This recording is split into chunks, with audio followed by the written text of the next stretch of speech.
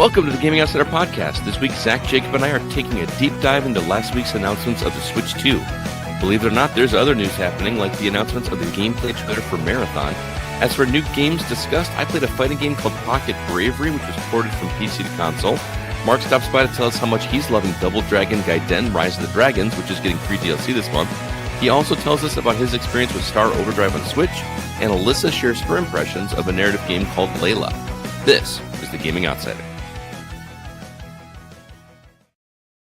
Greetings, programs, and welcome to the Gaming Outsider, a video game podcast with a focus on our incredible community, which can be found at thegamingoutsider.com, facebook.com/groups/the GoCast, and a Discord server. There's a link for it in the notes of this very episode. My name is Scott Clark. I'm your host, and joining me are my good friends, Mr. Zack Parkerson. What's up, sir? How do you do? I am very tired. I'm very tired. Me too. But testing is done at school. You know, end of the year testing. You know, IAR is what it's called now. So I'm glad that's over, and I just gotta get back and survive this last month and a half. So, also joining us, Mr. Jacob Gunderson. How you doing, sir? I'm doing all right. How are you? I am good. We had quite a weekend. He's tired. Yeah.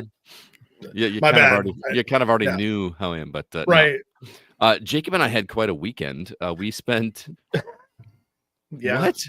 Go for it. We spent let's see, Saturday morning we went to the Midwest Gaming Classic in Milwaukee. Chris Bransmeyer was there as well. He was actually manning a booth up there, so we didn't hang out with him most of the day, but Jake, myself, and Paul Hine from our news team went around and talked to a bunch of vendors and tried to drum up some interest in R2V2. It was a lot of fun. Don't have any details yet other than what Jake is about to tell you about a certain thing you set up today. What thing did I say? Oh, the thing we talked about like 2 minutes ago. You could have just said. Hopefully, it's easy and not as complicated as I'm making it out to be in my head. But there is an NES maker that we saw at the convention. Well, no, not that. No.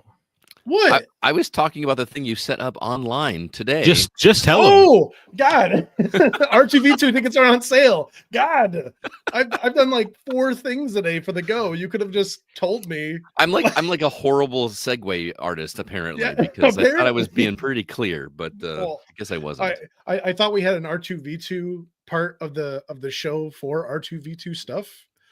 Yeah. So anyway. Tickets for R2V2 can be purchased right now on Eventbrite. There will be a link the link is on our social media outlets right now and on Facebook. Yeah, all that good stuff. We are doing significant price cuts for R2V2 this year.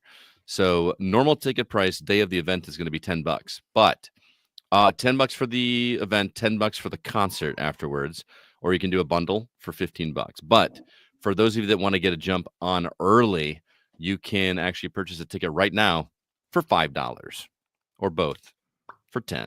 So if you want to come to the concert and the convention, it'll only cost you $10 right now. So you can do that at that link. And we hope to see you there. We've got lots of things planned. So many things planned. It's going to be an awesome event. Also, we spent the evening at the Coronado in Rockford. We went to the live performance of the Rockford Symphony Orchestra playing with the Blue Shift Band. If you remember, a couple of weeks ago, we had Joel Baer, the band leader, on the show talking about that. And what a great experience that was. Jake, do you agree? Oh, yeah. It was fun. That was a lot of fun. There was a lot of stuff I didn't recognize. There was some stuff I didn't recognize, and Dire Docs did bring a tear to my eye. How they did like this light show thing on the background to make it feel like you were underwater. That was pretty cool. It was very entertaining. It was awesome. I wish you could have been there, Zach. Ran into some people we knew. Brian, a good buddy of mine that's a collector, found us at the table. We were passing out flyers, and I picked up a couple albums, one for CB, one for my buddy Mike in Portland. Hey, randomly, he did that thing for you. Yes, he brought me back. Brian, you talking about Brian? Yeah. Yeah, Brian went to Japan recently, and he went to the Nintendo Museum. and he said he searched and wanted to bring something back for me Zelda related, so he got me this little keychain that looks at the Hylian shield, and it's all in Japanese, and I'm like, I got something Japanese Zelda related in my collection, so that was very, very cool of him. So it was funny. He was actually standing talking to us. He didn't realize we were there, and then he talked to us. And he's like, I got to go out to my car and get something. I'll be right back. He walked all the way back to his car to get this thing for me. It was pretty cool. So all in all, very awesome weekend.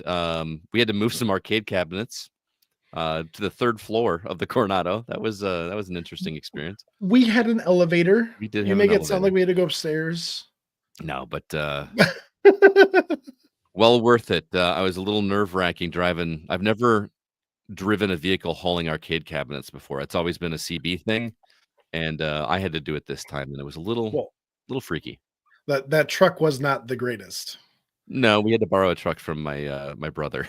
I'm sure if you had a more solid vehicle, you would have been a little bit better.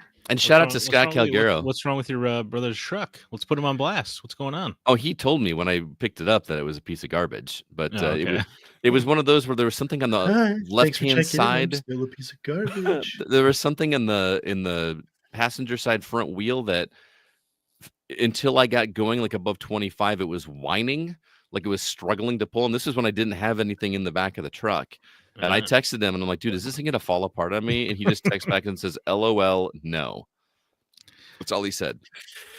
Yeah. So, oh boy, you know how it is, like driving an unfamiliar vehicle, hauling somebody else's very expensive arcade cabinets. That vehicle did not look like it had any shocks. Every time you hit a small bump, it was just everywhere. Yeah. Every bump might have been your last, huh? It was. Yeah. But well, that's enough of that. Let's go ahead and talk about some of the games that we've been catching up on. Zach, you look like you've been busy this week. Yeah, I mean, it looks busier than I think it is, but my wife told me I had to let everybody know she beat me in Civilization 6 again.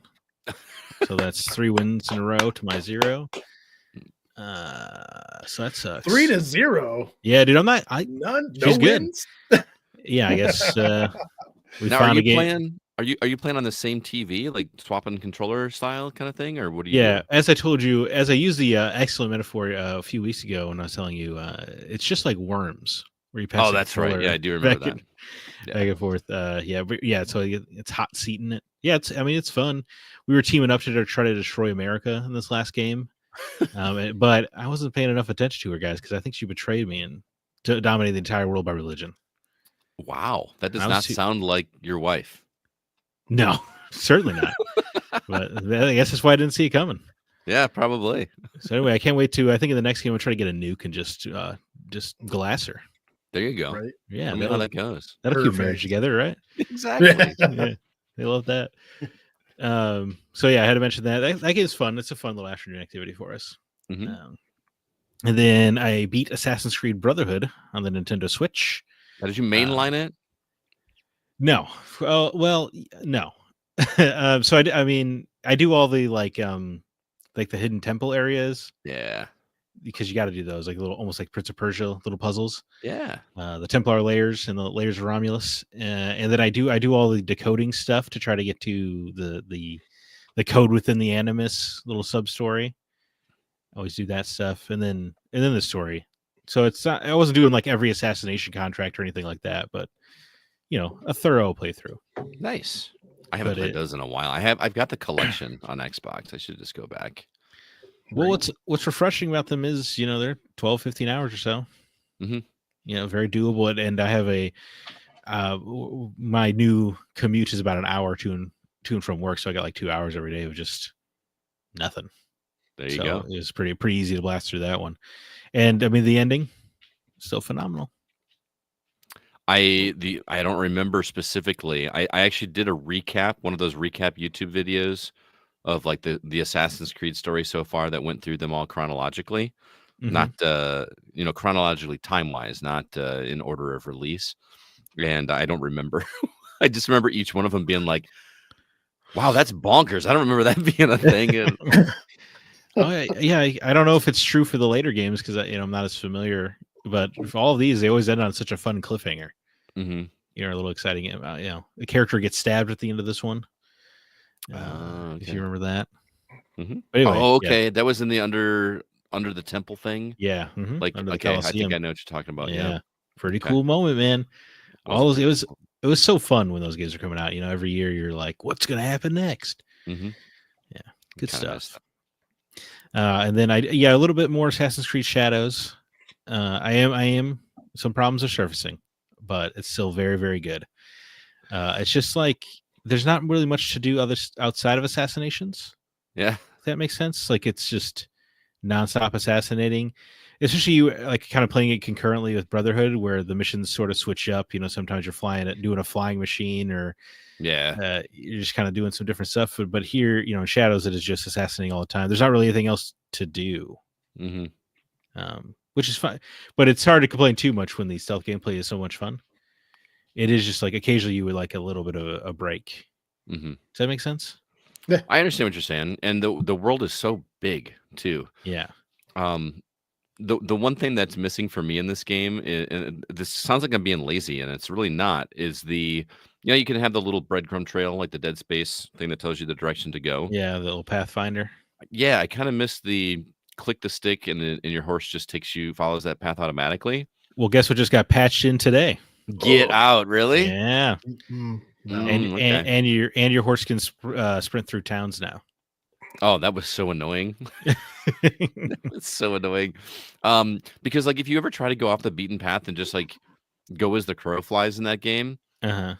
you're gonna have a bad time. Like the forests and stuff are so dense and thick Right. that like you can't even see where you're going. I can't believe I'm about to praise Assassin's Creed Odyssey over Shadows in any regard, Hmm. but there was a reason to kind of take shortcuts or try to cut through stuff in Odyssey because you might come across something, Hmm. but in Shadows you never do. Except for like the little paintings of animals. Yes, it's like the only thing that pops up as a surprise. Hmm. So I kind of feel like a pain in my gut right now saying something better in Odyssey, but it is. I gotta Yeah. admit. But Odyssey Shadow, is a good game. Shadows, I'm still very much into. I like the story. I want to see where it goes. It's just kind of there's not like a lot happening with Naue and Yasuke right now because they kind of leave you to like you have to assassinate the next set of people or whatever. Hmm. But there's not really like forward story momentum there, and the episodic assassinations haven't been super interesting Oh, really? narratively. One or two And of them have been, but the murder mystery one was just super interesting to me. is that I don't know if I did that one. Yeah, you Or is did that with the gun. You told me you took out the musket Oh, at the beginning where you go like yeah, you yeah. get invited to the tea party and all Oh, that. it's not really a murder mystery, right? It's No, like I mean it's just yeah, like it felt like you had to pick the killer. yeah. You know I what I hear mean? you. I hear Yeah. you. Hmm. But anyway, still really liking it though. It's got a All right. good game loop, I think when I go back to it now that I've cleared that first section of the map, I'm not going to do that anymore. Yeah. Um, No way, man. That'd be crazy. I mean, there's so many viewpoints in this game. mhm. And you're going to go there eventually at some point. So Right. it kind of pains my soul to admit that I'm not going to do that because that's just how I like to play Mhm. those games. There's something relaxing about it, but this world feels very large, and don't want to do that. And what you were saying, like you're in a very condensed part of the map, and then outer ring of it is like higher level enemies. Right. See, Yeah. my play style is as soon as I get within like stone's throw of their level, I'm gonna beat my head against the wall until I beat them. Mm, yeah. Well, it's kind of nice because you can turn on guaranteed assassinations in this one, where a stealth kill is always a kill. Mm. And you can do that in difficulty. But if you do that, you can go into those high level areas and just clear areas out if you're sneaky. I mean, I understand why, but lame. Does it affect achievements though? It does not. Oh, now you're So putting me I on the turn edge. it on if I want to like really challenge myself with some stealth. I might go take out a temple in a high level area just for that. But then I turn it back off because I feel like the game, like the upgrade system, and a lot of the like the setup of a lot of the temples seem to think you'll not have those on. Okay, Like I see what you're saying. Like the game doesn't seem designed with them in mind. That's what I'm trying to say. In a terrible way. Like in Odyssey, you could have like different loadouts and stuff and different classes. So if I knew that I was able to get do a big fight, I'd put on Mhm. like heavy armor and pull out a big hammer and whatever and go to town. But if I knew that I like, oh, the only way that I could beat this guy if I stealth him and do double damage and blah blah whatever, like I'm gonna be sneaky and I'm gonna hide behind a bush. I'm gonna get up behind him and stab the hell out of him. My question for you, Zach, because you're further along than I actually have two questions. One is, can you take on any of the targets as either character, or are each one tailor made for one of those characters? I have played every time they have given me the choice. I have played as Naue, so I can't. I don't really know. There's one target where at least the investigation aspect you have to be Yasuke for. Oh, okay. So, but that's only one example so far. Interesting. Okay, and the other question was, I haven't seen any real world stuff outside of whatever AI generated stuff that there's like an AI generated character that you converse with. Is that You got to becoming get careful with the context of the words AI generated in today's well, yeah, word. but you know what I mean. I don't mean that the actual art in this game was AI generated. I mean, like, it feels like you're talking to an AI or an AI is talking to you. Does that has that made any more sense to you? Because I'm so lost. No, it's very light part of the game for sure. Mhm. It seems to have to do with their little little single player battle pass that they have going on. That has some narrative, modern day narrative stuff that I have discovered, but I don't know how many people are going to engage with that stuff. Mm-hmm. I'm doing it because I do want the additional lore. Right. But I mean, you and I are the minority of people that actually like the real world scenarios in those games.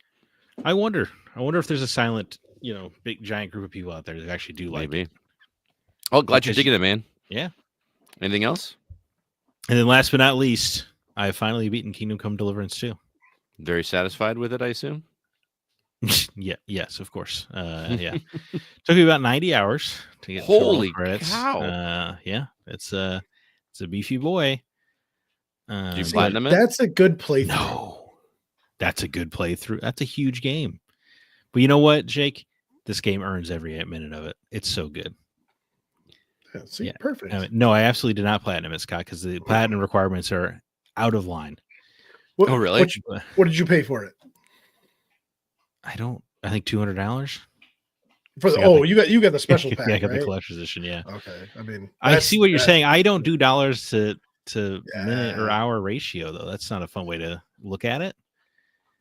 Well, however, when you start doing the really short games for $80, it was a great game. I put 12 hours into it and I beat it. Well, that sucks. 12 hours stick with me. That feels like a better use of money than 45 hours that don't. Elex. Yeah, Elex. I could tell you they have that game. First game Zach reviewed for us. Yeah. We gave him a doozy. It was a doozy. But yeah, I beat it. If it's better than the first game in every way. If the first game was one of the best RPGs I've ever played, Kingdom Come Deliverance 2 would just be one of the best games I've ever played. Period. Wow. Can I quote you on that in a review? Let's say. That sounds like a review in the making right there. Oh yeah, well, one of. Yeah, seems like a shoe-in for Game of the Year if GTA 6 gets delayed, like it probably will be. Yeah, it probably will. Make sure you write that down so you remember it. Outside of the game that I'm reviewing later on in the show, I haven't played much. I literally played one round of Slay the Spire while I was waiting for a game to install, and I love that I can just pop in and play around with that game. It's great. And actually, just because it annoys the crap out of Jacob, I got to mention Balatro, especially since I actually won a round while I was sitting in front of him last night. And nice. I have been stuck on that particular round for over a month, if not 2 months. We were supposed to be discussing R2V2 stuff. Yeah. And you decided to play games. Well, your kid kept complaining about that game. Oh, I know. Which one was it? Dark something Descent 2? Path of Exile. Path of Exile 2. He was. Was he mad at the new patch? Yes. Oh, dude, I've been hearing all about this. Slow the game down. He didn't know I was there, and he was just cussing up a storm in his bedroom at whoever he was talking to online about what a piece of garbage this was, and then he comes out, he's like, "Oh, hi, Scott." It's like, Well, I did not. Anyway. he'll be pleased to know they're already rolling back some of those changes. Yeah, I've heard Yeah, that dude, as well. that community was irate. Yeah. My God. I experienced it first Dude, hand. yeah, that's so funny. Wow. I experience right. firsthand every day. There's like a 2-hour period of my day that's just like one kid complains about this game, one kid complains about that game. Like, Yeah, I don't know what to tell you guys. Scott, do you think it was Jake's wife's cooking that helped you win Balatro? That's what she said. She did make me dinner last night. She made me spaghetti. So Spaghetti, was it good? I guess it was good. No. You have no choice but to say it's good on a live stream, do you? No, it was good because I was like, this is spicier than I'm used to having spaghetti. And she's like, oh yeah, we put seasoning and stuff in it. And we had flavor. Settle an argument, Zach. When you make spaghetti, there's 2 ways to do it. Which way is the way that your family does it, or that you and your wife do it? Do you? I don't think this was an argument per se. Not an argument. It was more of an observation. I'm excited to hear it though. Do you, when you make your spaghetti, you cook the spaghetti, do you keep the pot of spaghetti separate and then have the sauce, and then you put the spaghetti and then put the sauce on it on your plate? Or do you take the spaghetti and the sauce and mix it all together and serve it that way? You mix it all together and serve it. I'm the weirdo then, I guess. I'm the weirdo. Yeah. That's my mom did it your way, Scott, but I don't know why we're adding extra steps here. Right. Come on. Why are you dirtying an extra pot? Throw it all together. Yeah, Well, I mean, you wouldn't be. I mean, you wouldn't be. It's just you're just keeping them separate until you put it on the plate, and then you mix it on your plate. I don't Is mix what, it is on what my he's plate. saying. I don't mix You it don't on my mix plate. it. You don't mix it at all. No, I like I like the noodles without the sauce on it in some spots, and oh, yeah, that's I'm apparently weird, but So yeah, you are Weird. absolutely weird. Who Yeah. who just wants normal spaghetti noodles without sauce? Like if you went to a fancy restaurant and you got spaghetti and meatballs, that's how they serve it to you. That's true. not always. Usually, Depends on where At- you go. How many But fancy restaurants have you been to, Jake, that mix it all in a pot? The fancy Italian restaurants that I have been to are in Rockford, so none. All right. Well, before we get too much on the rails, let's go ahead and jump into the week's news.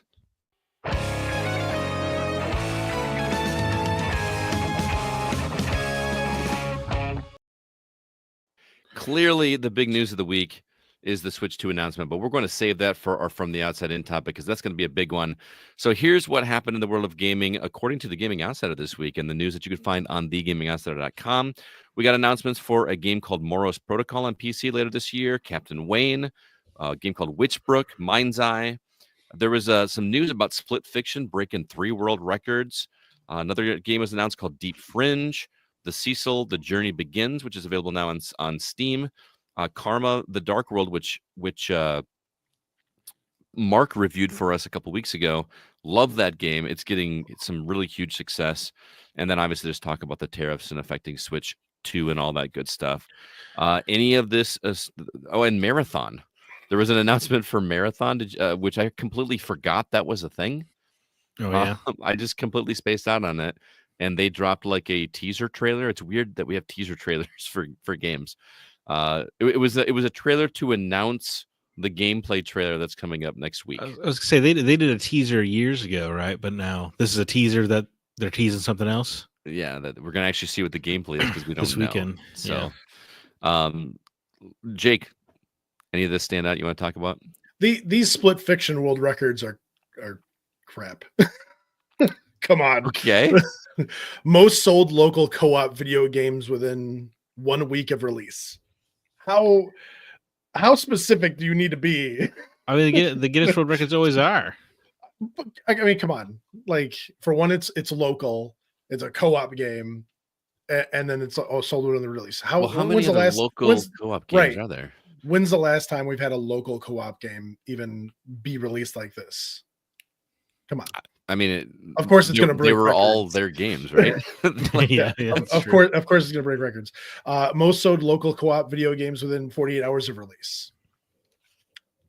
Same record, right. Different time frame.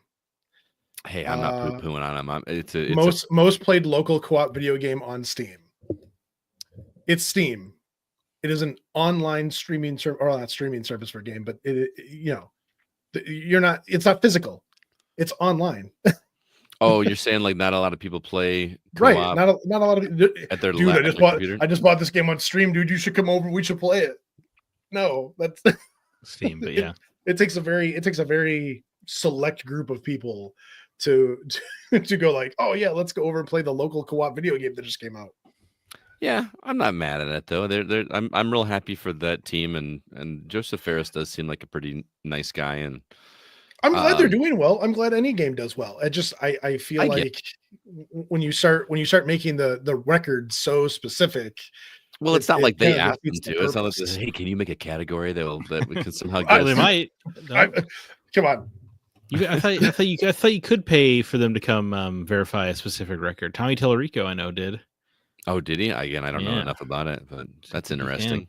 That sounds like a Tommy Tellerico thing. Yeah. Fair enough. What's you, Zach?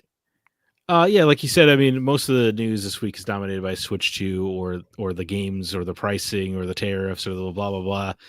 So we'll talk about all that later. So really, Mind's Eye just continues to look incredible. Look Yeah. forward to June 10th. It's getting a physical release. Pretty exciting. And is that the one that we saw at the one showcase that had like GTA style driving in it, or there's some Yes. driving in it? Yeah. It's like you're like, and it's in the near future, and it looks a very third person shootery. Mhm. Yeah, I think that game looks really good. Morris Protocol also looks pretty interesting. It's a rogue, but it's in 3D. So imagine if like a boomer shooter, what like a Doom was a rogue. I don't know. That's fun. It looks really slick. I highly encourage everybody to check that trailer out because it's heavily pixelated, but it's animated incredibly. Kind of like remember what was that Children of Morta? Remember how like the pixelation on that was like clearly pixelated, but the way they animated and the voice work over it just kind of made it stand out in terms of its art. Sure. I get that with this, but and it's also in 3D. It just looks really, really cool. Highly recommend that one. And I want to talk about Marathon as well because again, we don't really know what that is. It's going to be the next, not Fortnite, but like a battle royale, right? Or it's got to be something multiplayer. It's an extraction shooter. Extraction. Yeah, it's like Escape from Tarkov or Hunt Showdown. Oh, okay, gotcha. Okay, all right. So you have any interest in that then? Because I know you like really. Hunt Showdown. You just like the theme of Hunt Showdown. I mean, I will certainly try Marathon. Well, I will try Marathon depending on its price point. Yeah. I think the aesthetic is really cool. It looks very much like Mirror's Edge, Mhm. and that's a very cool look. That could be fun for a shooter. So I guess we're just gonna have to see. Bungie. I'm trying to think of the last time Bungie was relevant to me, and it was very long time ago. So I don't really know what they're about anymore. And they've laid off so many people at this point. It's just like, is this the same Bungie? Doubtful. Yeah. So there's a lot of questions around. Yeah. Marathon for me. I just was also perplexed by the trailer, not even a trailer, the teaser or whatever. Like a character, like from the viewer's perspective, is the character dies. Isn't there like blue blood just bleeding out, and then a mechanical cat comes over and just curls up and sleeps next to you? I don't know what that like. That doesn't seem like a selling point to me. But it does seem tailor made for a TikTok clip. Yeah, exactly. So again, lighter news week outside of the Switch 2 stuff. So we've kind of breezed past this, and that's okay. Trying to find news articles with a big announcement like that. Isn't it crazy how like nothing else happens in the industry? Well, it does. I mean, we don't Nintendo know about it. Nintendo only announces a console, every now and again. I know, I get it. It's just kind of interesting how that happens. Like, wouldn't you think like, hey, some companies would be like, "That'd be the time to lay some more people off." Because nobody's paying attention. Well, I mean, Embracer is. Yeah. So, with that said, we're gonna go ahead and move on to the new games that we've been playing, and we're gonna do that right now.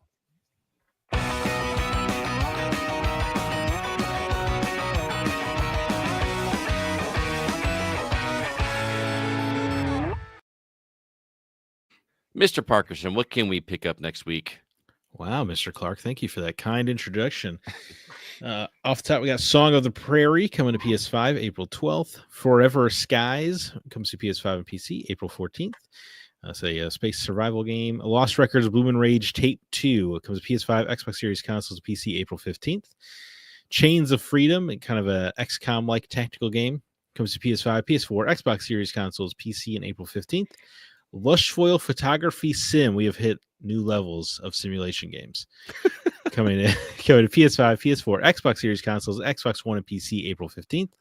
Speaking of another simulator, in case you don't like taking pictures, but you do like slinging heroin, a drug dealer simulator is coming to Xbox Series consoles and Xbox One April 16th. I heard about another podcast talking about this, and the guy was describing the drug that he made for some addict, and the guy came back and wanted more. And, like, it's just such a weird thing.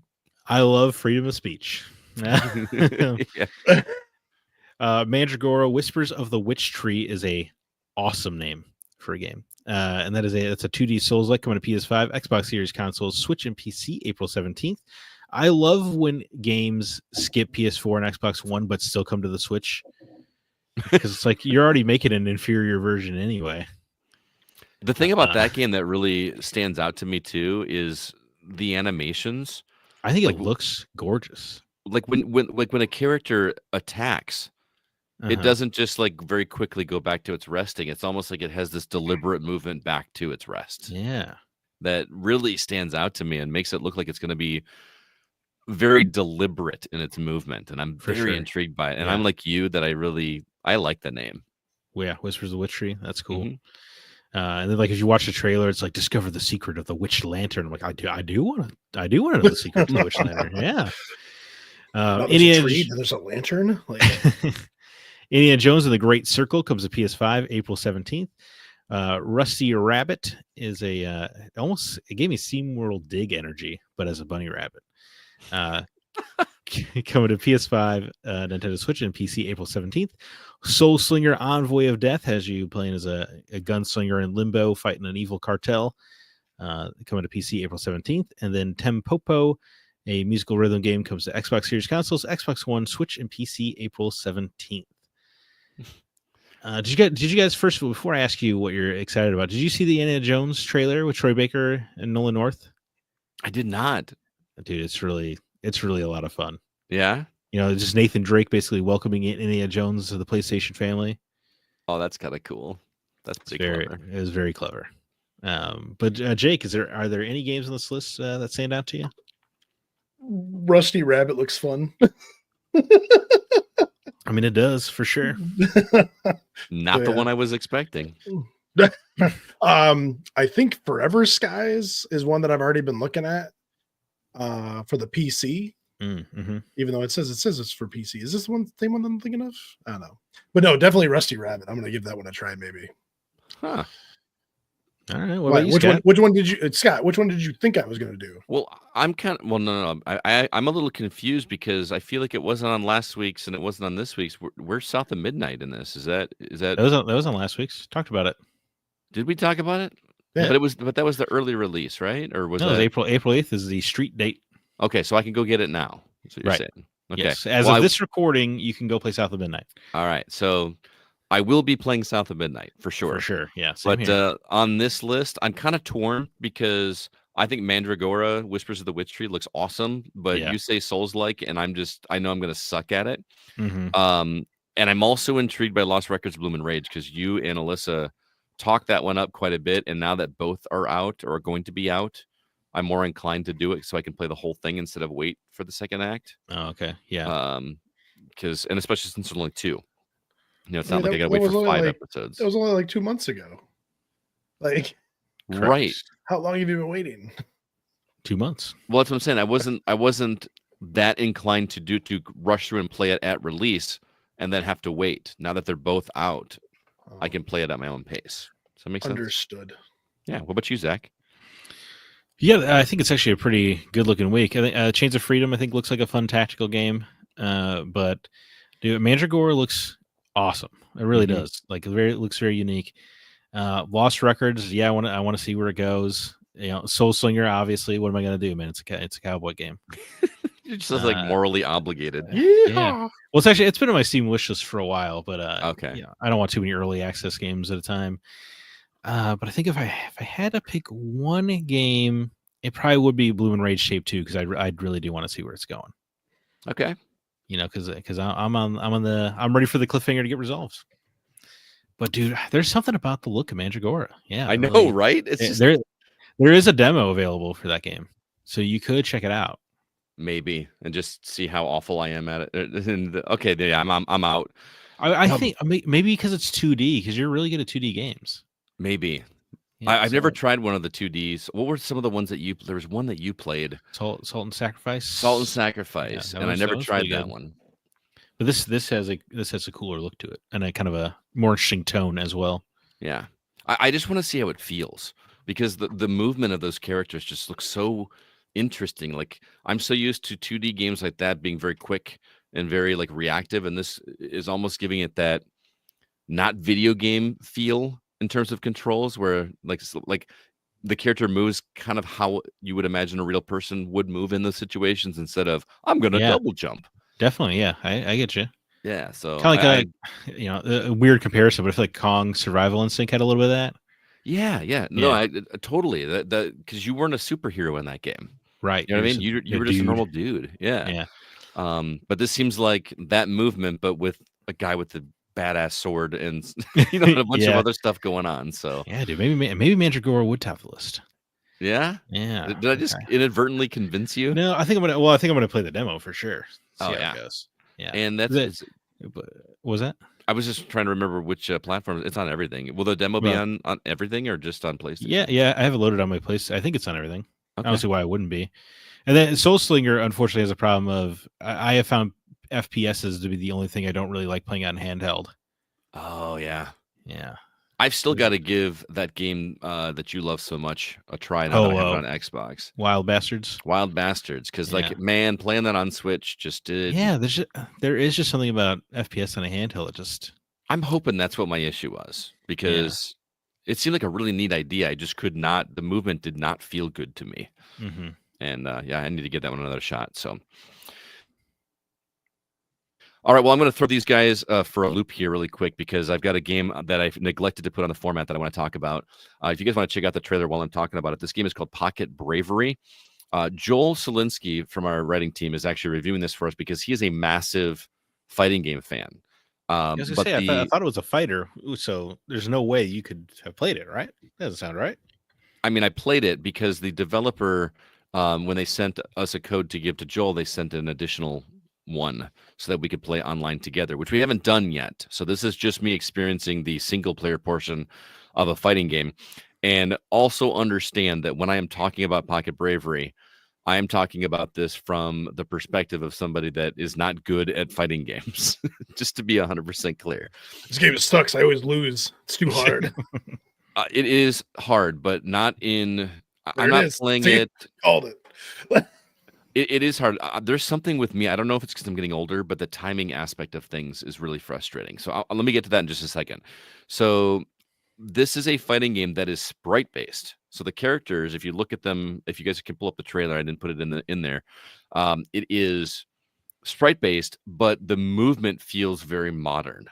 So it's got that classic fighting game feel with a modern sensibilities in terms of the movement, and it feels really slick. Even as a person that's not good at these games, it feels much more mechanically sound than even like Street Fighter 2 back in the day. The move sets, I'm still learning the move sets. They're not so much of the down forward, dragon punch or fireball kind of movements. Yeah, like Street Fighter. Right. At least not yet. They are there, but it's not something that you can use whenever you want. You've got to build up certain meters. You've got like 2 or 3 different meters that are building up based on attacks and blocks and all this kind of thing. And then once they are there, you can use them not only to attack, but also to counter effectively.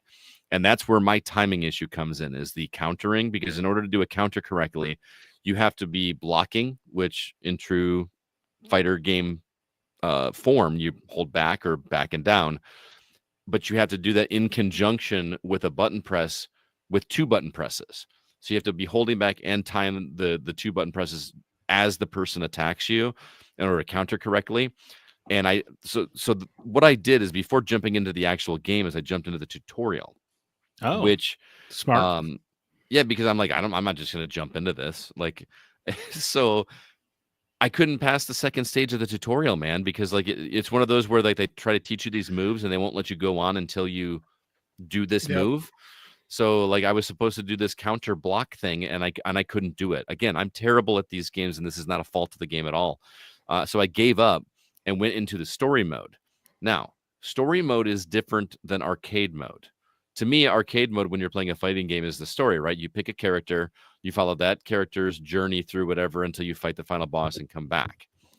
This one straight up has a story mode, which I thought was cool because most story modes, you get like a tiny little cutscene that maybe lasts like 10, 15 seconds in between matches or whatever, if you're lucky. I haven't played the modern one, so maybe I'm totally talking out of my butt. But this one had a full on, you wake up in prison and there's an old guy with an eye patch sitting next to you and you have to break out of prison. That's the way this game starts. So your first fight isn't even against one of the characters in the game. It's against goons.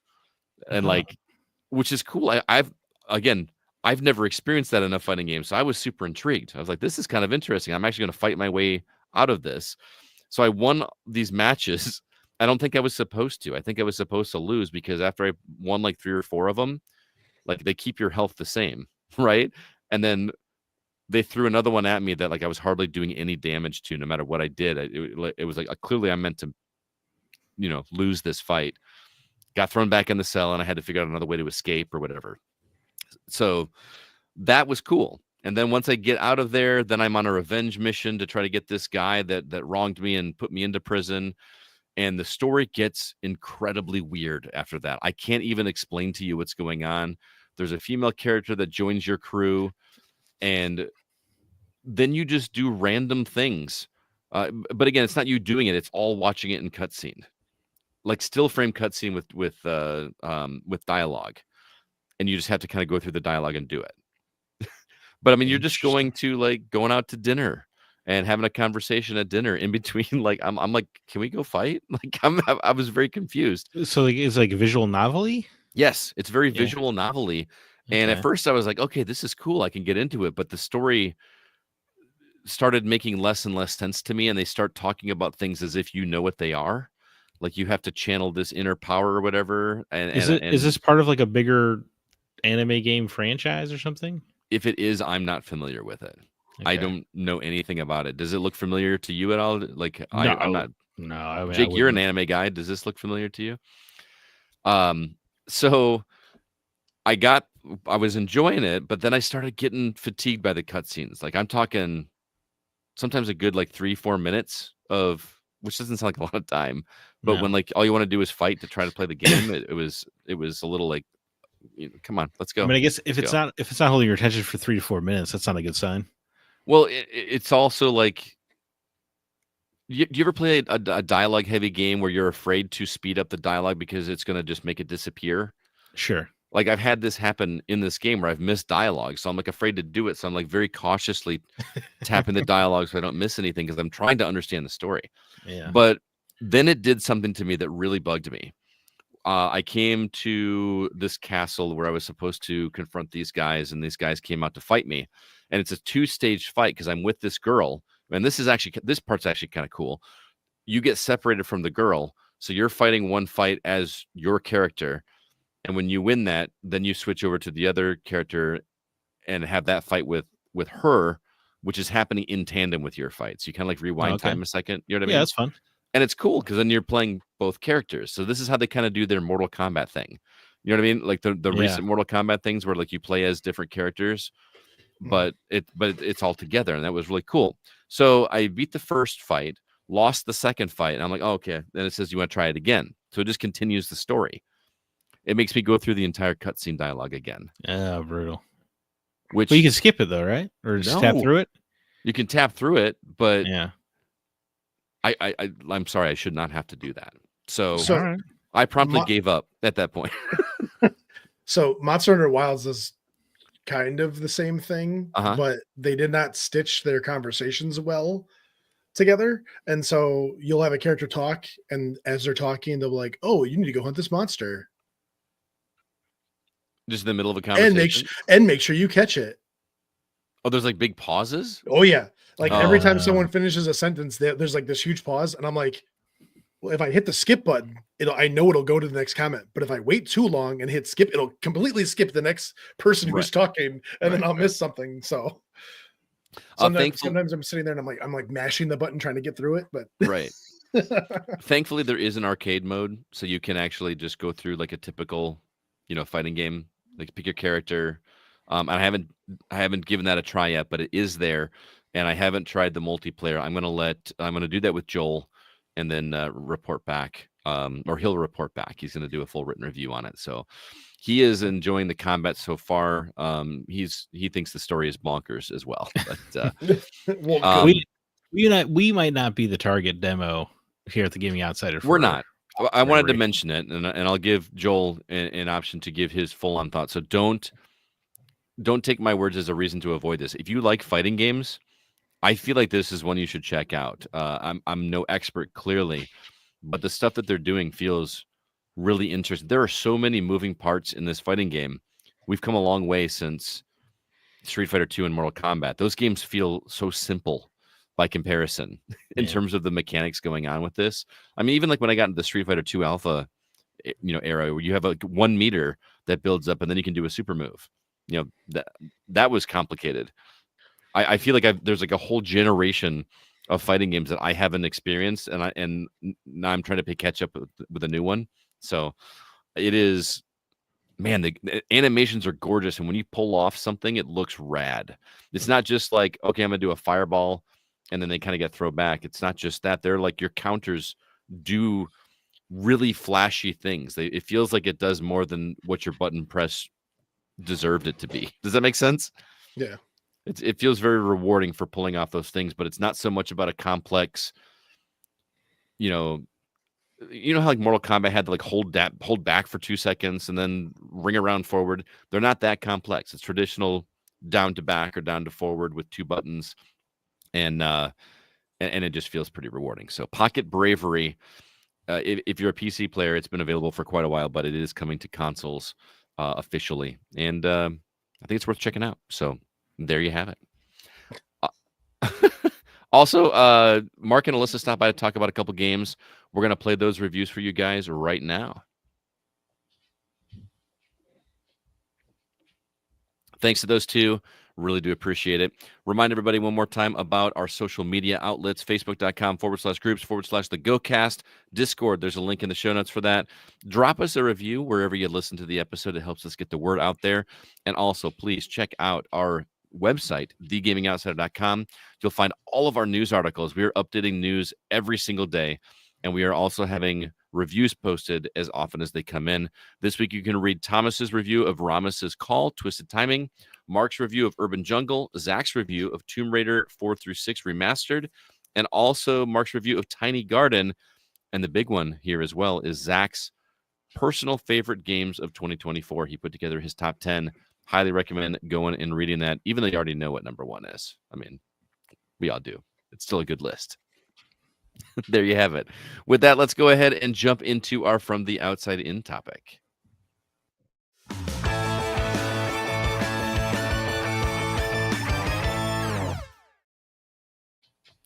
All right, so this is the real meat and potatoes of the episode, and we're a little late to the party because this is a situation where the news, the Switch 2 news dropped the day after we recorded last week's episode. So everybody else on the planet has recorded a podcast about this. But I wanted to get our licks in on this as well, because there was a lot of interesting things talked about here, and people are really divided about all of the news here. Where do you guys want to start? Hardware, news, price? What do you want to do? I feel like we just want to get price out of the way. Okay. Well, we can't because we don't really know the price, right? Well, the announced price, right? But they didn't announce it on the stream, right? That's what's interesting. I think because they knew this was going to happen, that it was going to have a divisive response. Yeah. But how did that number get out then? They didn't put it on the website? No, they shared it. Okay. You just don't put it on the stream, because then you get the initial hit of like, oh my god, it looks great, because you don't have any complaints. But as soon as I didn't see a price on the stream, I was like, it's bad news. Yeah. Whatever it is, it's bad news. And it's I don't actually, remember how they unveiled the price of the Switch 1 because that was like $300, right? yeah, I mean, that seemed like a good deal even back then. Mm-hmm. Yeah. And also June 5th is the release date, right? So we should say that. The price of the Nintendo Switch 2 is $450, Mm-hmm. or you can get a bundle that comes with Mario Kart World Tour for $500. US, I should say. Which doesn't sound like a significant discount until you hear the price of Mario World Tour. Yeah, which is $80 for digital, correct? For either. Oh, for either. I thought someone was saying there was a $90 game. No, there was a there was people not understanding. I don't think what a euro is. Oh, okay, gotcha. Yeah. So yeah, it is. I mean, if it's $80, that's a $30 discount by buying the bundle. Right. Why yeah. So there's no reason to get the 450. I guess unless you really don't like Mario Kart. I actually really don't like Mario Kart, but I will pick it up for the savings, I guess. Yeah. Or yeah, so I can feel like a buffoon. I don't know. I mean, there's no way I'm not going to buy Mario Kart. I'm a teacher. Like right. I was gonna say it'll avoid the unnecessary questions later in my life where people are like, "Hey, can we play Mario Kart?" And then I don't have to say, "Well, no," because yeah, you have Uno. So that's worth $50 to me, is to not have to deal with those situations. Wow. Okay. The idea of open world Mario Kart does sound kind of cool on the surface. I'll admit that. Mm-hmm. Burnout Paradise with Mario Kart. I was gonna say it was so funny when they were like talking about it because I was like, "Is this Burnout Paradise then?" Yeah, but they're really like hyped about it. It kind of reminds me, I'm sure we'll get to it, but when they were rolling out all the game chat stuff, and I'm like, oh my god, they figured out what Skype is. Yeah. Congratulations. Let's push this button to have game chat. Yeah, phenomenal. You either get one of two Nintendos with announcements, right? You either get something where they come up with something really innovative, or they're playing catch up to the rest of the world. You're like, yeah, check out this. Yeah, like Jake, I don't know if you were referencing Uno on the Xbox Live, but that's what it reminded me of. Yes, that's what everybody was thinking when they saw that camera. Is that right? You're thinking about all the just the foul things we all had to endure on Xbox Live's Uno just to play Uno. Yep. Yeah, I guess the difference here is it's with your friends, but Uno was with just full strangers. Yep. Yeah. So, how do you feel about the price? I mean, feels wrong to say, but it doesn't feel that out of line. I thought we were all expecting 400, so 450 doesn't seem like that much more. And I feel like you and I are in the minority on that, my friend. I can see where people are coming from because it does put it in an uncomfortable pricing situation of being now it feels like it is trying to compete with the PS5 and Xbox Series X. Mm-hmm. Because it's just so close in price. Right. So I remember talking before the Switch 2 was fully unveiled of like that, part of why I think the Switch was such a big seller is it was easy to justify as like, I'll get a PlayStation and a Switch. Mm-hmm. Right. Like it felt like an easy secondary console, take it on the go. If you have a kid, etc. I do think 450 is at the price point of like, that's going to be your main console outside of people like us. Obviously, yeah, I'm sure, I'll get one, of course. Take it on the go. Hey. Dude, guess what though, Jake? There will never be a bad game on it because there are no bad games. Just games that aren't for Switch. Just games that aren't for you. We've got a really good point here from Paul in the community. He says, compared to the other handhelds, not the other TV consoles, which is an interesting point because the Switch is both, right? Yeah. Mm-hmm. But man, I rarely that makes it double. it should be worth double. Yeah. No, but I mean what's the cheapest Steam Deck you can get right now? 400, right? For the LCD? I don't think the LCD is 400. I think that's like the base model, like with very little memory. Or like the ROG Ally and what other handhelds are there? Oh, I don't remember. I thought it was 400. It still feels significant. cheaper than the other ones. But that should be the yes, comparison, yeah. right? Steam Deck is $400. Yeah. Just the For- base one or the LCD one, the OLED? No, the OLED is $550. Okay. But yeah, just a regular Steam Deck with 256 gigabytes of memory is $400. Okay. And it comes So- with a carrying case. It's a very so- nice carrying case, actually. Is that I at do love the Walmart? carry case. No, but I mean that is a 2-year-old thing now, right? It's at least 2 years old since the Switch Steam came Deck? out, and Mhm. this is newer tech, and it's $50 more than a 2-year-old product. Is it? I mean, is it more powerful than Steam Deck? I am not. I don't. Have they even given the specs outside of like They've talk- definitely given the specs, but I'm not a spec guy. I'm usually just a Digital Foundry tells me if it's PS4 powerful or not. Right. It So is comparable to this other product that you might want to buy. Yeah, well, it was always easy. It's just like the Switch is as powerful as a PS3 and 360. Okay, got it. Heard. yeah, that's all we need to know. And honestly, I mean that's kind of a thing. I feel like no matter what Nintendo does with this, somebody's not going to be happy. Like the reason the Switch was so cheap was because it wasn't as powerful as the current gen consoles. Everybody complained about it. Like, why would I want a Switch? It's not as powerful as everything else. Yeah, but it's on the go and it's cheaper. That's what I mean. And now they've made something that is comparable with current gen stuff, not whatever the next gen stuff, which is going to be just right around the corner, right? Mhm. And now it's too expensive. Yeah. So Paul gave us some specs here. 1080p versus 900p, VRR screen, 7 inches versus 8 inches. Yeah. Again, I was like, when this came out, when the price came out, I was like, wow, that's higher than I thought, but I still think it's fine. Right. And then I started talking to people, and I was shocked by the response of people. Like, you're out of your mind. It's a handheld console. There's no way that is worth that. And I was just kind of flabbergasted. Yeah, I was surprised as well. The response from people at work, because everybody they've caught on to the Gaming Outsider, but everybody assumed it was a joke price. Really? Yeah, like I don't know if because it was the second maybe, but like no one similar to your story. Like everybody at work was irate or in disbelief at the price, which I was a little surprised by as well. I even had someone say it's a console for kids. I'm not spending $450 for my kid to have a handheld console. I think that's the stigma with Nintendo still, is like people look at it and go, well, that's supposed to be the kid-friendly console. It's not made for, adults or hardcore gamers or blah, blah, whatever. So it doesn't need to be as expensive or as powerful or whatever as some of the other ones that are out there. But I mean, what? The first one came out, 6-7 years ago? Something like that? 2017. Mm-hmm.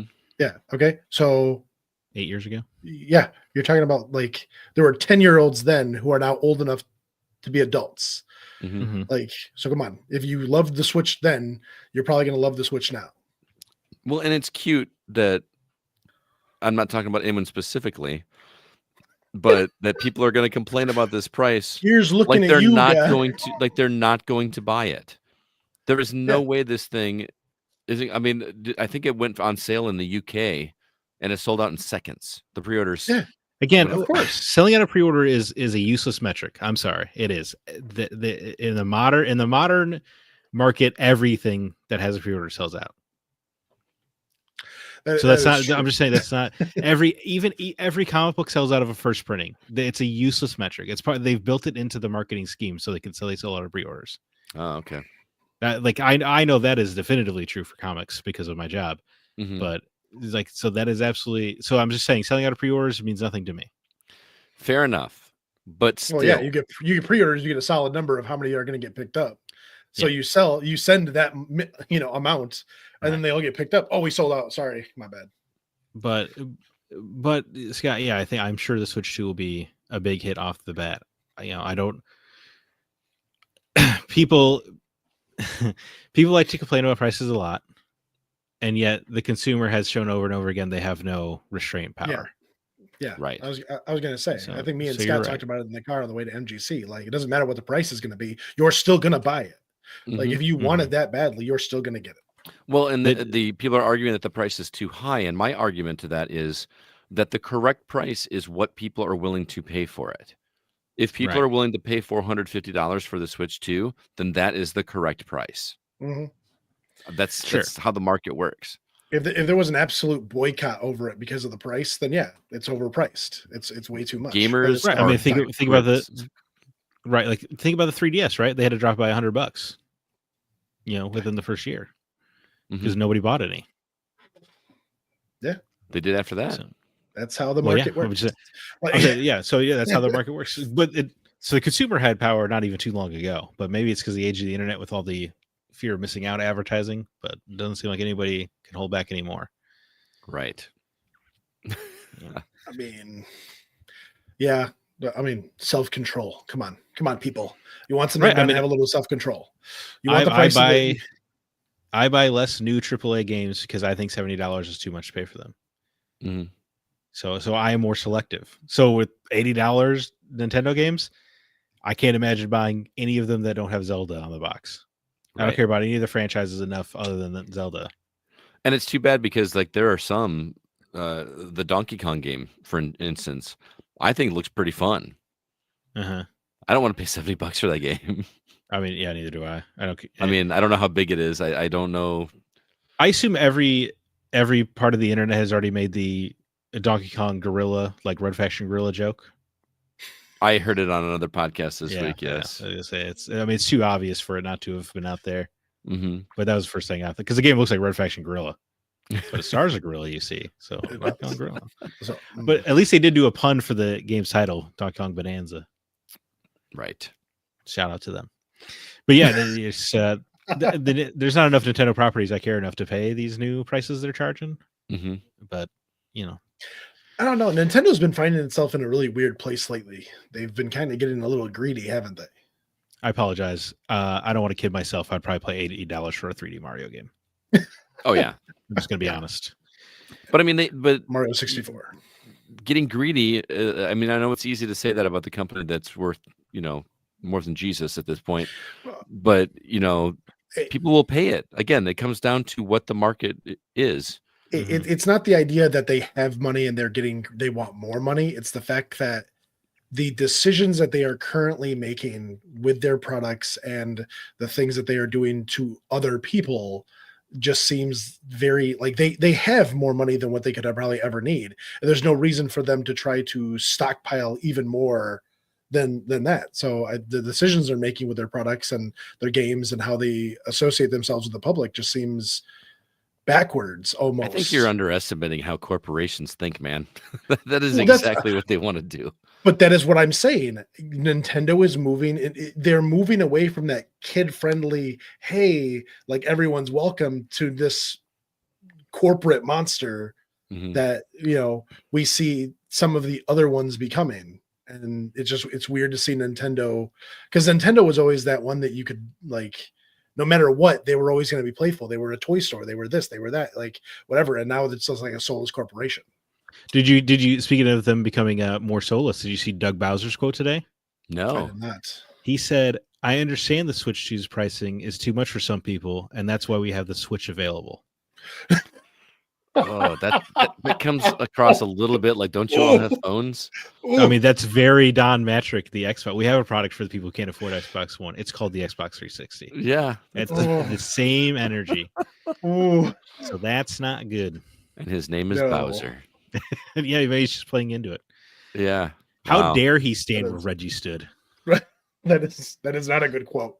That is not a good quote to have. I wouldn't have said that. No, I mean, I was thinking it, but I wouldn't have said it. yeah, it's, like- Like, sorry, that's that said it was that is what it is. Like with all of our stuff, that's the price of it. Take it or leave it. No, we have the first Switch. right. So Screw you. overall, I do think the price is fair. If we're circling back to the price, because it's not much more than I would have thought. I'm surprised there's as much irritability over a $50 difference, because it seemed like everybody was kind of agreed that it was going to be $400. Hmm.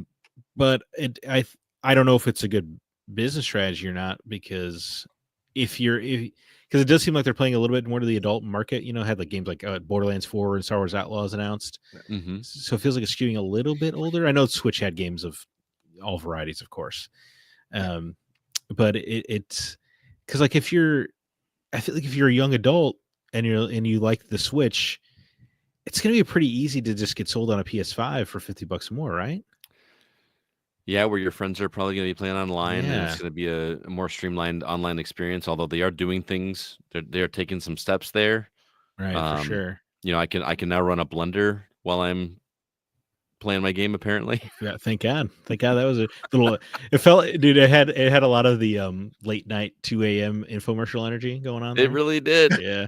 I was expecting Ron Popeil to show up at some point. It's No, a I just slap think chop. I just think it's funny that like, oh yeah, my wife is running a blender behind me. My friends can still hear me fine. I can't hear, but hey,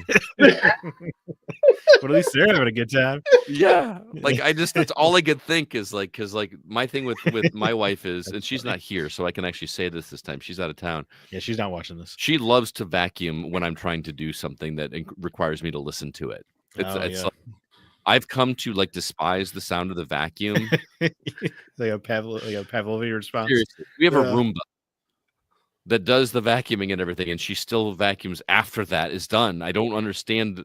Anyway, you can't sounds trust machines. I was gonna say it sounds like grandma washing the dishes before she puts them in the dishwasher. Yes. She's I rinse them off. Yeah, of course you have to rinse them off. Don't be a psycho. Don't be a psycho. But I mean, unless I'm wearing headphones while I'm playing my Switch, which doesn't sound like something. I don't know. I mean, game chats. I mean, the audacity to put a button on your controller you have to pay X amount of money a year to use is pretty outrageous. That's a really good point, actually. That sucks. I mean, isn't that how? Well, they said it's going to be free until March, right? They're going to let you like have it free, and I feel like that's going to be down back. I'm sorry, but your talking privileges have been revoked. Yeah. It's April. I'm sorry, you're no longer allowed to speak to your friends. Please deposit this many quarters. For $30 a year. We'll allow you to use your system to talk. And is that going to be rolled into Nintendo Switch Online? Is that going to go up and include that? Or because honestly, I don't have a problem with the price of Nintendo Switch Online going up. Well, we're also dividing it 8 ways. That's what I'm saying. So it's costing me $10 a year to have Nintendo Switch Online. I would say we're in kind of a privileged position in that we have 8 people who are willing to go in on it. Right. I paid full price for my 4 people in my families, and so I don't get any help. Yeah. Did you see that some of the upgrades are in the Switch Online as well? I did not see that. Like if Breath of the Wild, if you're a Nintendo Switch Online member, you get the Switch 2 version included. Oh, that's cool. That's kind of nice, but yeah. And did you notice that when they talk about you can get the upgrade, whatever, they didn't say how much that was? Yeah. Like, is that $10? Is that $20? Is that... I think it's gonna. I think much like the pricing of their games, it's gonna vary depending on how much they think you want it, which I think sucks. $40. Maybe. You want the upgraded version? Money. Yeah, I think most are probably gonna be $10 though for sure, which I think Paul Hine is alluding to. Yes. But which is the going rate of a PlayStation upgrade, but it still sucks.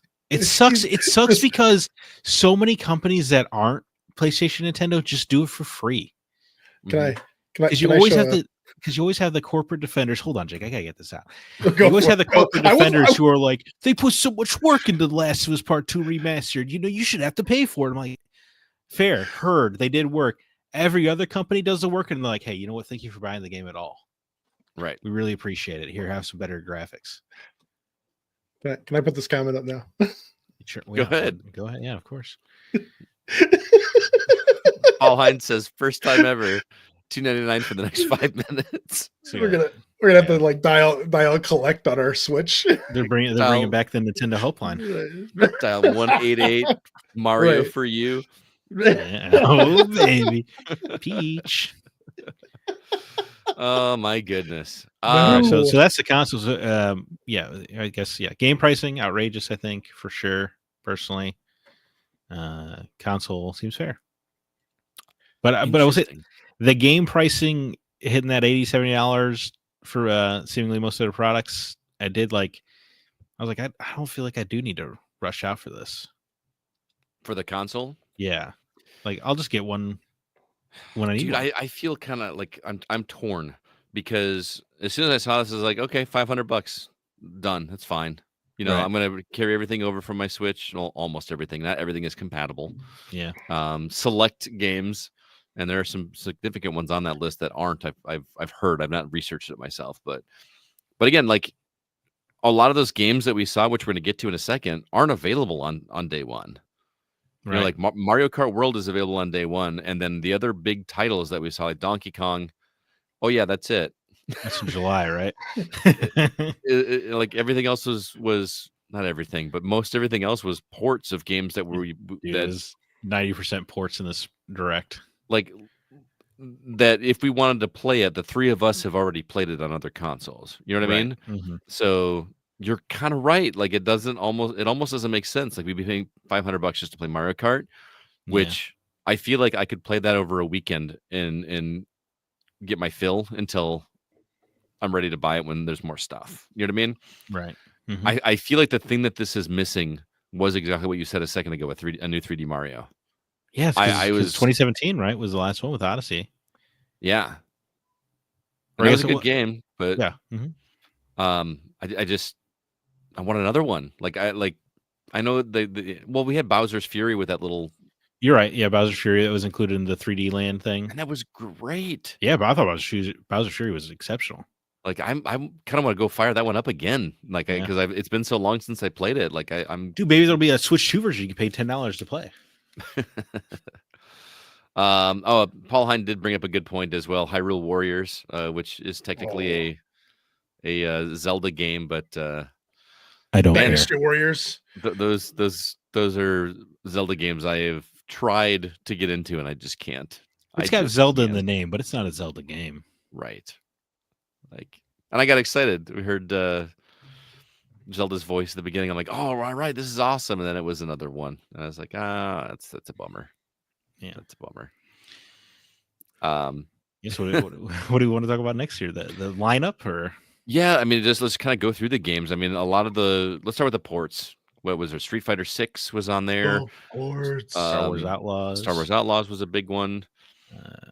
Split Fiction is going to be there Oh, yeah, on sure. day one, I think they said, which seems perfect for that console. I don't know how Right. easy it would be to play that with a Joy-Con. Yeah, because you wouldn't be able to, right? You would need 2 full controllers. Oh yeah, because you need 2 sticks. Yeah. So I guess they're banking on it being online. Playing online with a Or friend. you just having a second controller. Right, or because actually your Pro controllers will work on the new one as well which too. is cool. So, Although one of that game chat button you got to pay to use. that really chaps your butt, doesn't it? Dude, it's insane. It's absolutely insane to me. What are the ones I'm missing? Hogwarts Legacy was on there. Oh yeah, Well, that's good because I don't know if you've seen Hogwarts Legacy on Switch, but it's rough. So I assumed it was going to be, and then I never Yeah. really looked into it when it finally got launched. So, but it does run. So kudos to them for that. Cyberpunk 2077 is coming to Switch. Hopefully, that is not a disaster like it was on PlayStation. I think they've got it mostly figured out. But But that's a big one. So if you haven't been playing video games on PC, PS5, or Xbox for the past 5 to 6 years, you've got quite a lineup ahead of you. Mm-hmm. I mean, is that the market they're going for? Like, are there?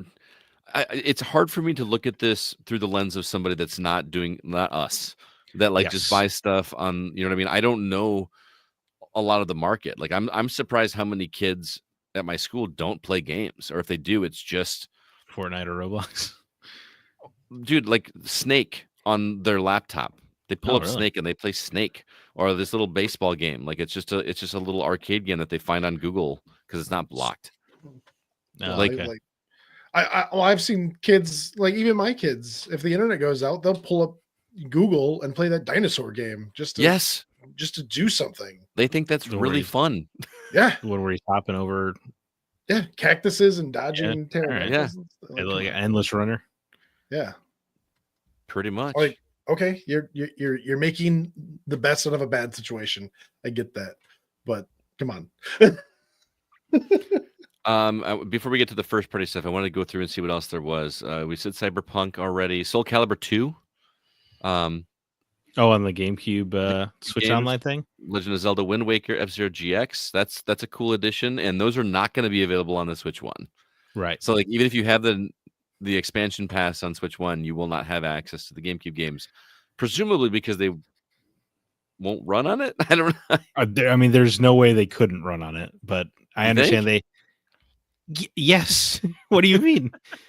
If you could run Mario Odyssey, you could certainly run Mario Sunshine. That's a good point. Right. But, I was really stoked about it. We've been waiting for that, right? GameCube, yeah, for sure. That's cool. It's unfortunate though. Does this mean we won't get Wind Waker HD on Switch? Because I want to play Wind Waker with all the quality of life improvements. I with thought you. I thought there was a scene in there about Well, Wind Wind Waker Waker. GameCube's coming, but that game it has some annoyances in the final few hours that the Switch version or the Wii U version fixed. So Right. yeah. But anyway, that's but they also announced Dragon Drive. Wait, hey, that's first party, isn't it? Oh yeah, I'm sorry. Yeah, let me go back to third party. I apologize. way to go. Yeah, dude, I'm sorry. Kinutsugami, Path of the Goddess on launch day. That seems like a good game for the go on the go. Mhm. Mhm. Hollow Knight Silk Song. They just For got the go on the go. Story of Seasons, Grand Bazaar, Good Night Universe, Two Oh, Point dude. Museum. Project 007 from IO Interactive. Yeah, Oh, Yeah. as well as Hitman. and Hitman. Yeah. Wild Hearts S, Witchbrook, Puyo Puyo Tetris 2S, Rune Factory, Gardens of Azuma, Marvel Cosmic Invasion, which was shown at the Switch One Direct. Remember? Star Yeah. Wars Outlaws, Nabunaga's Ambition, Awakening, Complete Edition, Fast Fusion, Shadow dude, Labyrinth. Oh yeah, dude, I can't wait. I think that game looks so fun. Yeah. Hades 2. Hades 2, yes.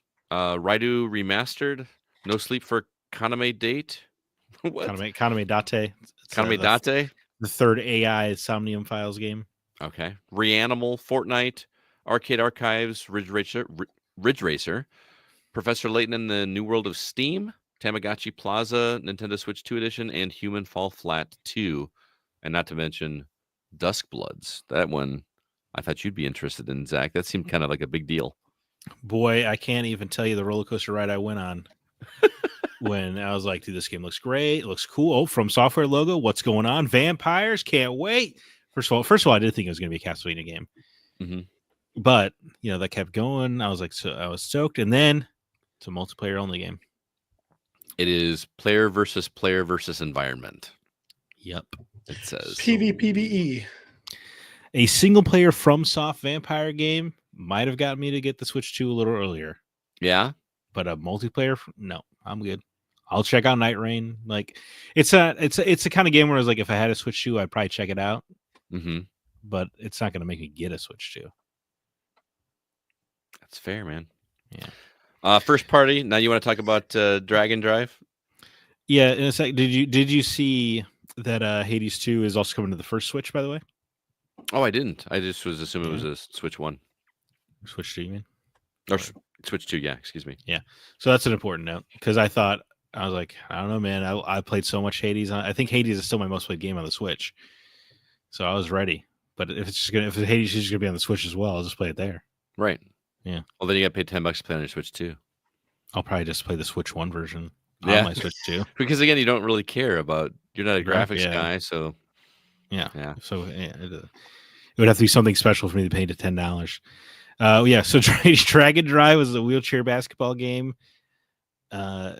which so that way you can use Joy-Con controllers in unique ways. I get Mhm. that.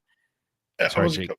gonna say it reminds me of when like Ape Escape was released and they were like, oh, you can use the joysticks in unique ways to catch things, and it's like, well, we gotta make use of these somehow. Oh, there we go. We'll make them. Yeah.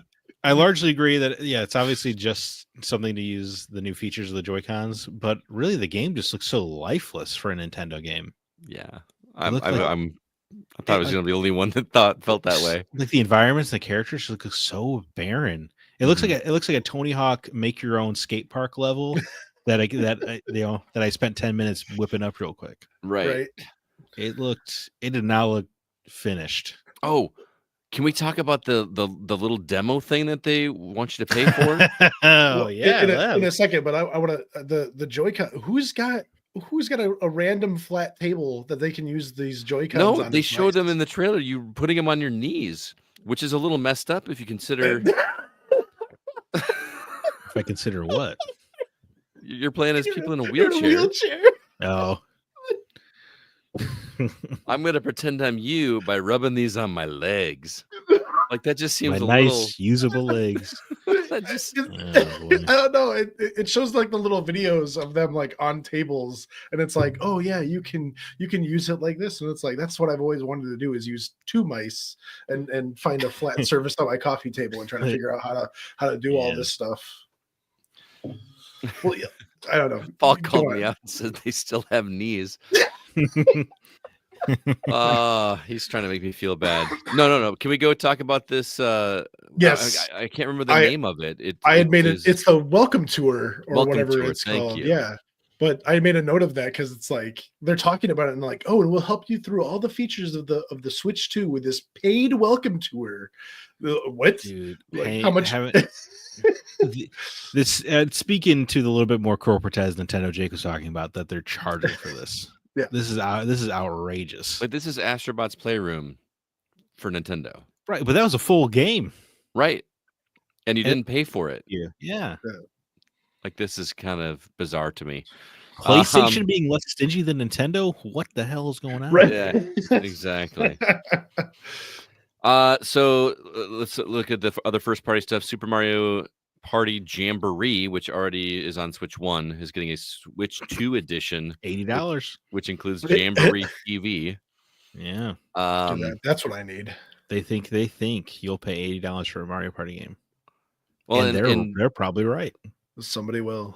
And if you're not playing online, you're going to need another set of Joy-Cons to play with 4 people if you want to. You know what? If you can't afford the new Mario Party game, there's like 10 other ones. Well, that's true. Including some on Switch Online. Right. Let's see what else. Legend of Zelda Tears of the Kingdom, Switch 2. I didn't finish the first one, but I'm not gonna lie. The whole idea, you're gonna hate me for saying this, Zach. Mm-hmm. But having the mobile app with the GPS built in, guide me to where I'm going. I thought of you. Yeah, I bet you did. Yeah.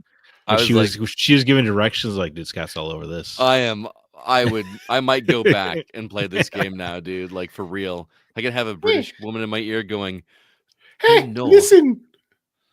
Yeah, I got my own little Navi. There you go. Hey, well, listen. Oh my God, she's helping you navigate.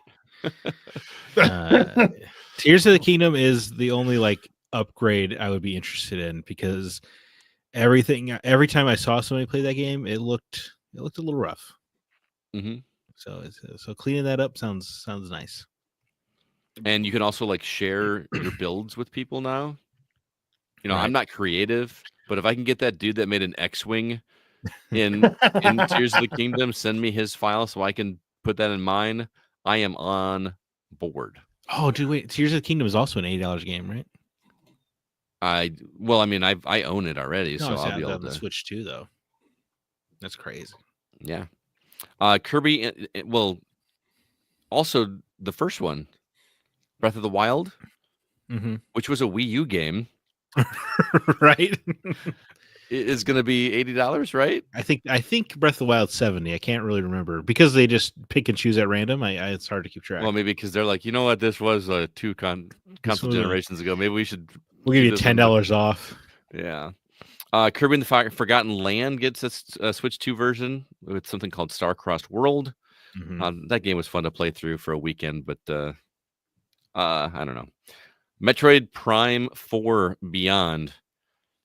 Man, guys, this game looks really, really good. Yeah, I know I'm not like we're not graphics heavy guys here, but that game looks incredible, especially if you go back and look at the original, even the remastered Metroid Prime. Yeah, I mean, it looks great for a Switch game, especially. Mm-hmm. Did you see that you can use the one Joy-Con as a mouse and then the other Joy-Con as the buttons? Dude, that's kind of rad because I played Metroid Prime 3 with the Wii remote, and that was a game changer for me. That was really cool. Like it still has like the, I don't want to call it synastics, but yeah, the Gyro? movement, yeah, the gyro in it. Mhm. Why don't they just use that? They did for the You know, Metroid Prime remastered, so maybe but they like will. they're really pushing the mouse movement, huh? Well, that's their new thing. I know, but come on, everything needs it. Yeah. I mean, that's what you do when you make a new console. I mean, remember like when the Vita came out, every game had to have back touch functionality for, even though it's never fit. Oh, that's true. Yeah. You always got to do something. The only game I remember using that was the Uncharted game that like you had Yeah, to they climb use the it. vines or whatever, Yeah. which I never played it, but it just sounded weird. It just didn't sound fun. But here's the thing: do we know a release date of Metroid Prime 4 We sure Beyond? don't. And so, like, I'm gonna be in that weird spot where I want to play that game at launch because I'm so stoked for Metroid Prime 4. But if it comes out like a week before the the launch of the Switch 2, which you know, You're it not gonna probably wait won't. you're not gonna wait the week. I don't know, man. Like, Yeah. because then I'd be stuck paying another upgrade. And You don't have to pay it. You could just play your Switch 1 version. I know, but I Right. really want to see how good Metroid looks in 4K and 120 frames per second. So you're going So- to be one of these people who shell out Right. the money, He's part of the problem, absolutely. right? No, I'll wait. I would imagine, since like Paul mentioned, they said sometime in 2025. That it presumably means sometime after. Otherwise, they would have in the direct said that they would have they would have said it at launch, right? Mm-hmm. Because Yeah. they were very clear on that. When something was going to be coming out on June 5th, they said this will be available on the launch day. And you can also tell that they you can also tell they recorded this stuff quite a while ago, because none of those said this also releases on June 5th. It was always also releases same day as this Nintendo Switch 2. Yeah. Well, I thought did they save the date till the end? I can't remember now. No, the day was actually pretty early on. Oh, okay. I mean, they recorded it way before the Yeah, I the hear release. you. I hear you. Yeah. What else? We did the third party. Oh, we missed a bunch of third party titles. Elden Ring coming to Switch 2. You mentioned Hades 2 already. Damon X Machina, Titanic Scion, Split Fiction, EA Sports, Madden and Football Club, Hogwarts Legacy. We said that's gonna have mouse control. Madden coming back to Switch seems like a big deal, right? They don't get those anymore. What's the last Madden game that was on a Nintendo product? That's what I'm Were saying. there I any don't on know. Switch? I don't know. 98. Hitman, Project 007, Bravely Default, Flying Fairy HD Remaster, and Yakuza 0 Director's Cut. Which is getting a bunch of new content. Mhm. So that freaking 60-hour game is going to get longer. Good. Yeah. Yeah, you're right. I missed some others. Deltarune is coming on launch day. Borderlands 4, Civilization 7. That one's going to allow you to use mouse controls too. Now that one makes sense. Like Mouse control. Yeah. I mean, it's so seamless on the Is it? controller. I mean, I can only, the only person I have for anecdotal evidence is my wife, who played a bunch of Civ on computer, and she said she prefers a controller. Oh wow, okay. Yeah. NBA 2K, WWE 2K, Survival Kids, Enter the Gungeon 2, which is a new game. Yeah, I feel Starseeker bad. Go ahead, finish. Starseeker Astroneer Expeditions, and Final Fantasy VII Remake Intergrade. No date. Love that that's coming to Switch before it's available on an Xbox console. That feels great. Twisting the knife. Yeah. I felt bad for Enter the Gungeon 2 because I don't know if you watched it live, but during the stream it locked up for everybody. Oh, did it? When Enter the Gungeon 2 was getting unveiled for the first time. So that sucked. Oh, that's a bummer. But they're not happy about it. Could you imagine? Yeah, that would suck, man. Because how many eyes were on that video watching it live? This is it. There had just be so many people that were watching that, and they just completely missed out on it. So I guess, did I miss anything, Jacob? Is there anything that I did not cover? I did. I should have slapped myself on the hand here. Sean did provide the specs. Like I say, you've been jumping all over the board. I couldn't tell if you missed anything or not. I know. But I mean, it looks like you got most of it. Larger screen, 7.9 inches versus the 6.2, but it's going to have the same thickness. Now we're going to the hardware. 1080p.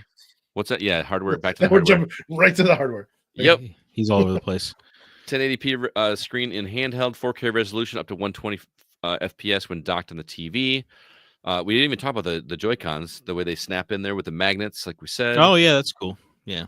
They Doesn't feel actually like that have big a metal. difference. Like the rail thing never bothered me, but but I it's something always had this worry in the back of my head that I was going to snap one of those rails off, and it feels awkward to take them off.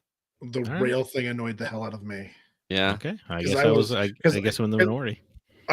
They were like, oh, it clicks into place. I was like, okay, that's kind of cool. And I was like, well, then you have to like finagle it out of it too. Well, I you guess just take your middle finger and It's such a minimal finagle. yeah. I don't know. I never like. This just seems cooler. I guess because like my Switch is behind my TV, so like I have to reach over my TV and then try to pull it out, which then I pull the whole Switch Well, out. that's a So you problem. it's my Right. own doing. It's my own doing. Get a pro controller, dude.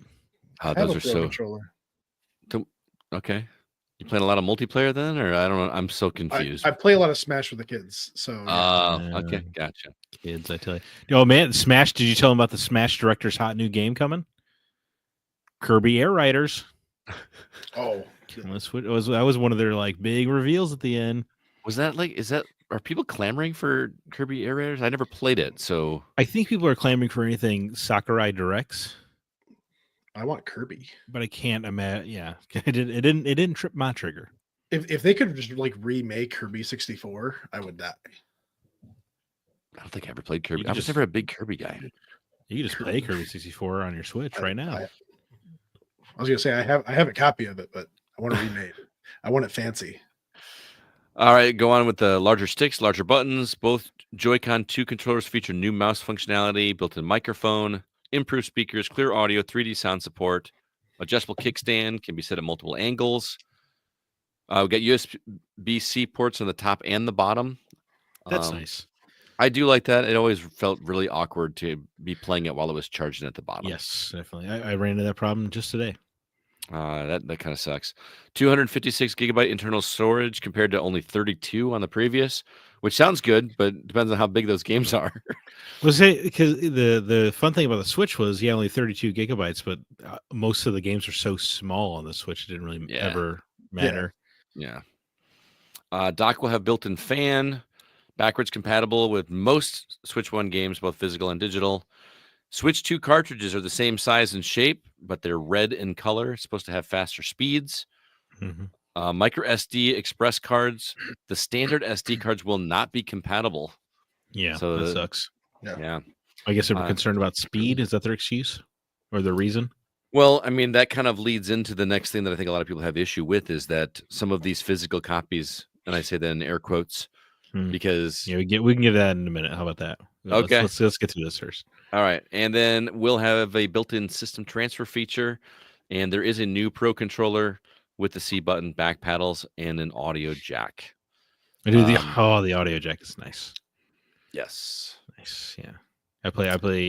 I don't often have big apartments, so I try to use headphones for the kindness of the person I live with, which makes it difficult to play the Switch at night. You're right, Jake. I should just not care. Well, I use my Bluetooth speakers, or my Bluetooth headphones, like AirPods, and yeah, I don't.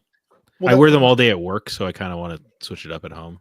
That was a problem. That's a me that was problem. a problem with the first Switch because they didn't allow you to connect Bluetooth headphones originally because you had already like two controllers connected by Bluetooth, and then when the Pro controller like became more popular or whatever, they changed the programming inside the Switch so that as long as you have one Bluetooth item connected, you could then connect a Bluetooth headset. No, okay. I mean, yeah. Okay. Either way, headphone jack's nice. All right, Zach, you want to get into it now, or? Well, yeah, of course. I mean, do you want to rumble now? No. I mean, I don't feel like I have as exciting a stance as maybe the internet does. Yeah, but there was a lot of irritation about the game key card thing where you insert a game cartridge, but it's actually just a download. There's no information actually on the cartridge, which is frustrating, no doubt. That sounds like a complete waste of space on the card if the card is still the same, However, it is better than what they do with the Switch now, which is a lot of publishers will sell a game that is just a code in a box. So this seems like a little bit of Nintendo pushing it back against that because you can just buy a game and it's just a DLC code. But at least with these, you could give it to a friend. You could sell it back to a store. Yeah, it's it sucks that it's not good for preservation, but it is good for ownership over digital goods. And it's also nice, and it kind of lines up with what Nintendo was talking about a couple weeks ago at the other Direct, where you could give those digital game copies to friends in your Switch Online family or whatever. It feels like Nintendo is trying to give you a little bit more ownership over digital goods, which is a good thing. Mm-hmm.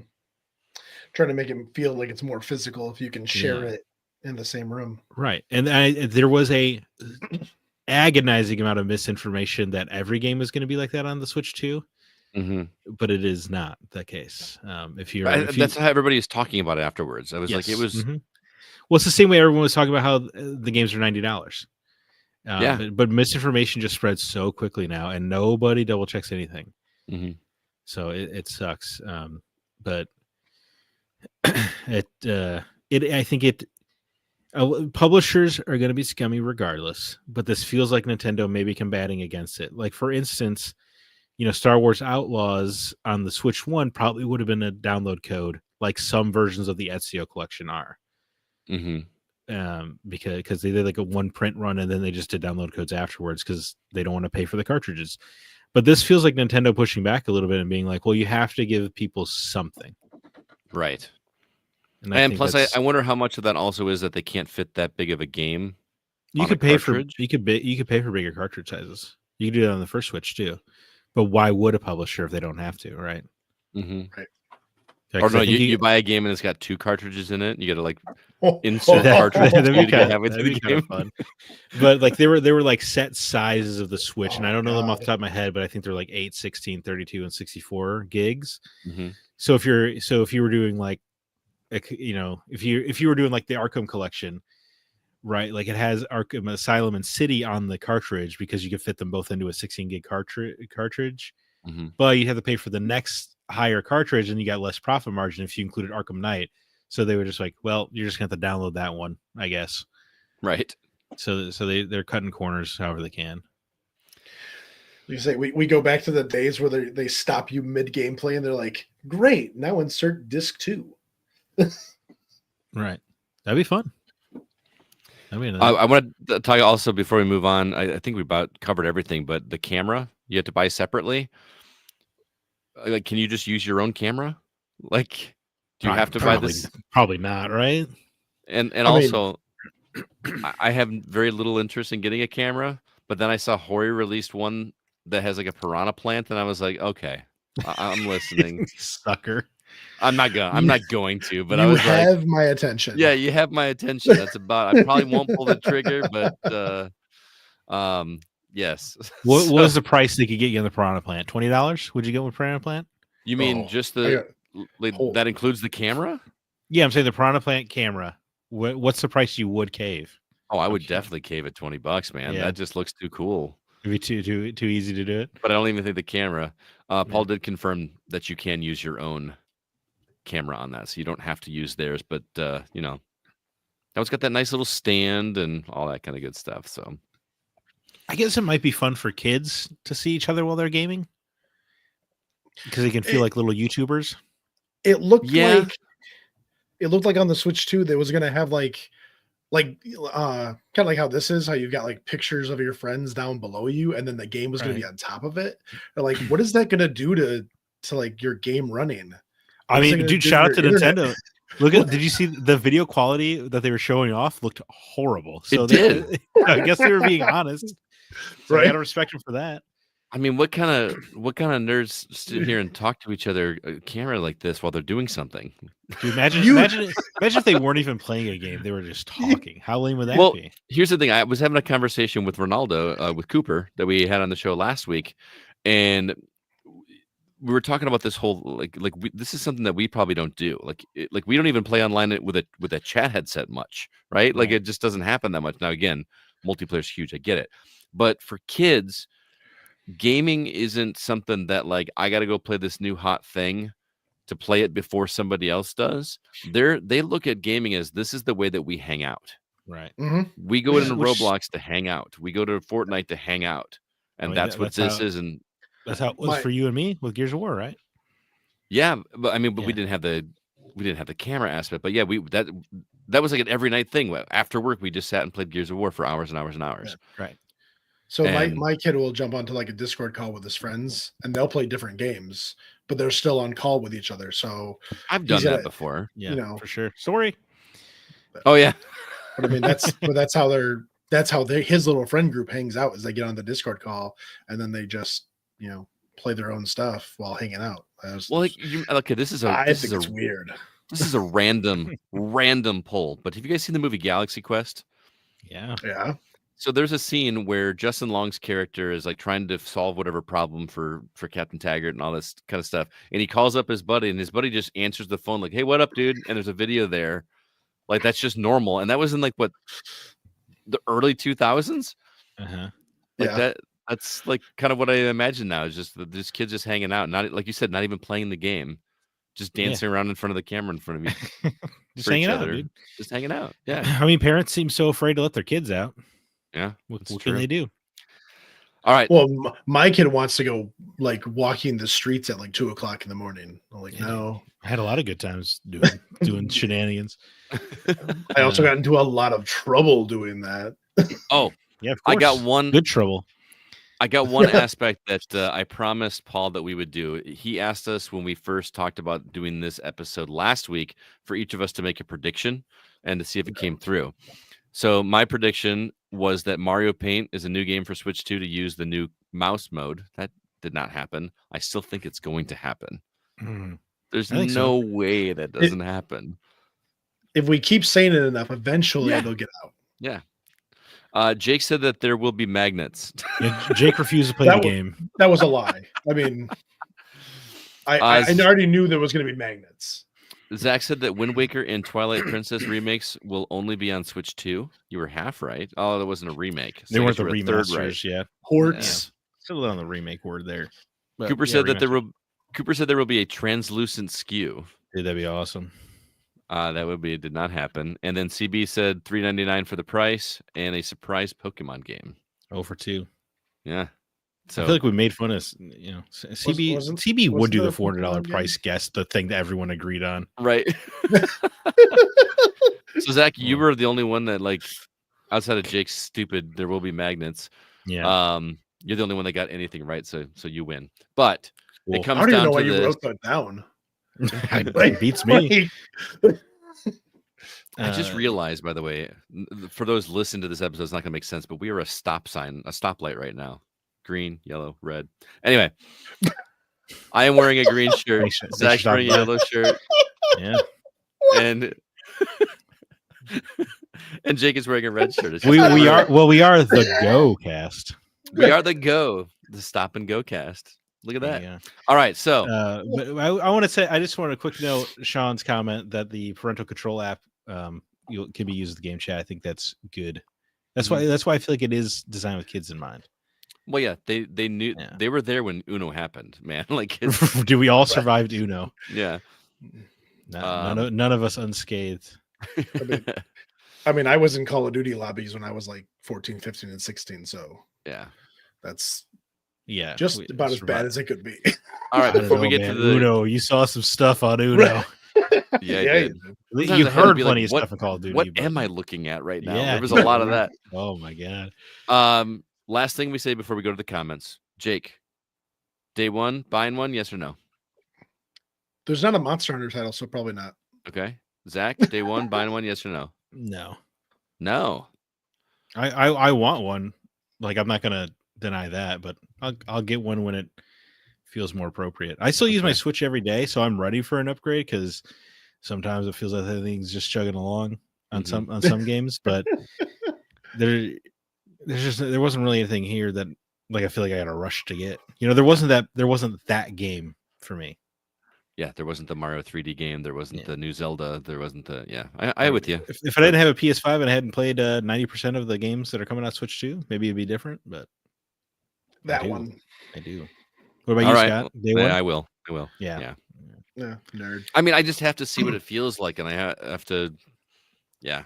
I must call me a sucker all you want. No, but, I'm excited for the console itself. It's just, yeah, I didn't. I have more time to save up, I guess. Yeah.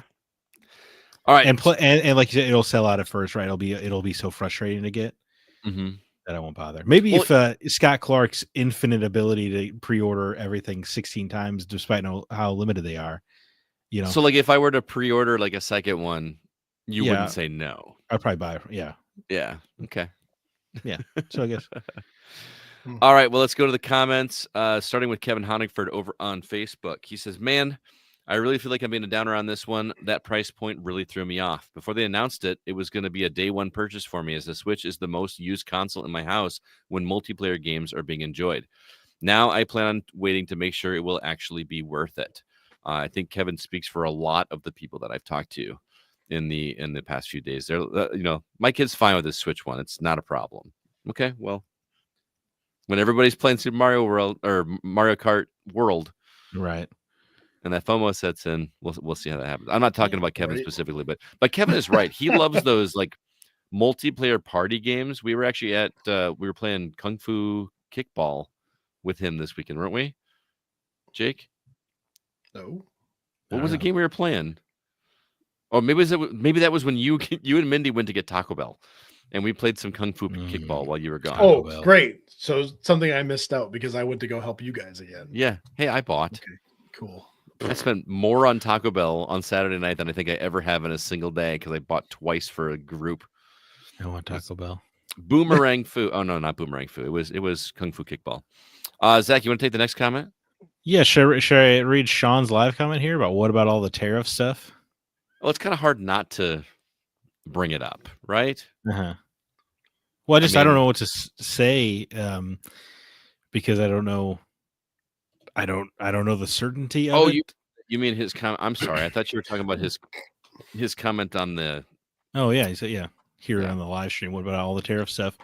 I just don't feel like I have the answers. I see they push back pre-orders, right? So that's for they had US to do that. Now Canada, by the I way. saw that. Yeah. So I mean, what else can I say other than it seems like everything is going horribly wrong very quickly. Mhm. So I certainly can't blame Nintendo for delaying things. If Right. anybody thinks Nintendo's all of a sudden going to move manufacturing to America to keep it cheap, that doesn't seem realistic.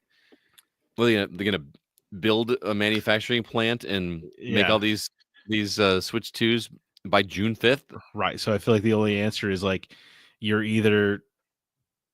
I mean, so what is? I don't know what the tariff is on Japan specifically, but it sure does sound like you're going to be paying a lot more than $450 for one. Mhm. They should just eat it. Come on. There's a Nintendo 0% should eat chance. What? So there's a 0% chance of that happening. Right. Why not? It's Nintendo. It's one of the wealthiest video game companies in the world, and they could honor the price of the pre-orders that are already there. Cancel new pre-orders. Change the price. There hasn't been any pre-orders for the US. Right. Oh well, then whatever. But so sell it. They said the day of the announcement that they were not going to pre-order the next week. That was the promise, or not promise, but they said they were going to open pre-orders April 9th. tomorrow. Right. Yeah. And then Tomorrow as of this recording. And then they changed it day of and said, you know what, because of everything going on, we're not going to have the pre-orders. Yeah. All right. Whatever. Whenever they come out is when the price. People will pay for it. Mm-hmm. Even if it's more. Yeah. You want to read Sean's at least comment from Facebook? Oh yes, but his other comment was, how do you follow up on Nintendo's best-selling console ever, one that's on track to potentially surpass the PS2 as a top-selling system worldwide? One of the biggest hurdles is making sure the Switch 2 doesn't stumble like the Wii U did. After the enormous success of the original Wii, the Wii U failed because it didn't clearly differentiate itself from its predecessor, had weak marketing, and lacked a strong lineup of third-party support.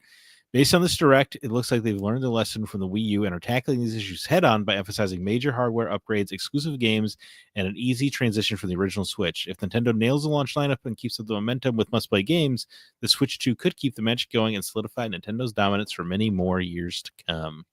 That is lifted from his coverage on his news article on the Switch 2.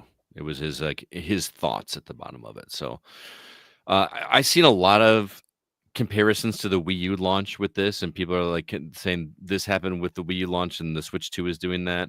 I don't see this being a Wii U situation. No, I think that's why they named it Switch 2. Exactly. Yeah. Instead of Super Switch or whatever. Right. I think they wanted to be as clear as humanly possible, and I cannot blame them after No. the Wii U. Even their little like animation where they make the clicky noise. Have you seen the new one? It's like two things going in on either side instead of I didn't just notice. the one. That's fun. It's like they're hammering it home. Yep. Which is essential. As someone who worked at GameStop when the Wii U came out, let me tell you, it is essential that you differentiate this, because everybody just thought that was a tablet for the Wii. It's funny because I don't understand why the Wii U did so. Like, I understand it was basically the Wii with a peripheral, but when the GameCube was out and you could connect a Game Boy Advance to it with a cord, that was one of the greatest things ever. And that was supposed to be like the secondary version of it, but it like came with it. I don't know why the Wii U did so bad. I really think it was mostly the name. Yeah, I really do. I think that's one of the biggest bundles in marketing history. Wii 2, it would have been fine. I think it would have done a lot better. Mm-hmm. Yeah. Wii U. I like the Wii U. Wii U. I have no negative thing to say. I didn't get one. No.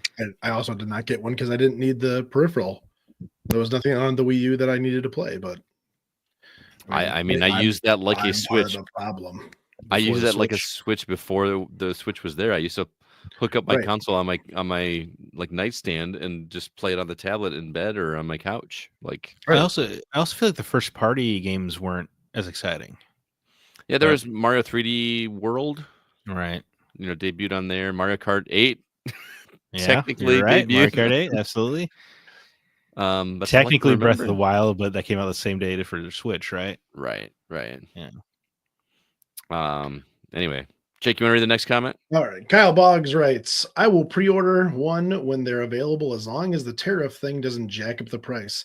My Switch bit it a while ago. Oh, okay. It broke. My Switch bit it a while ago, and I've been waiting for the 2 for a few months now.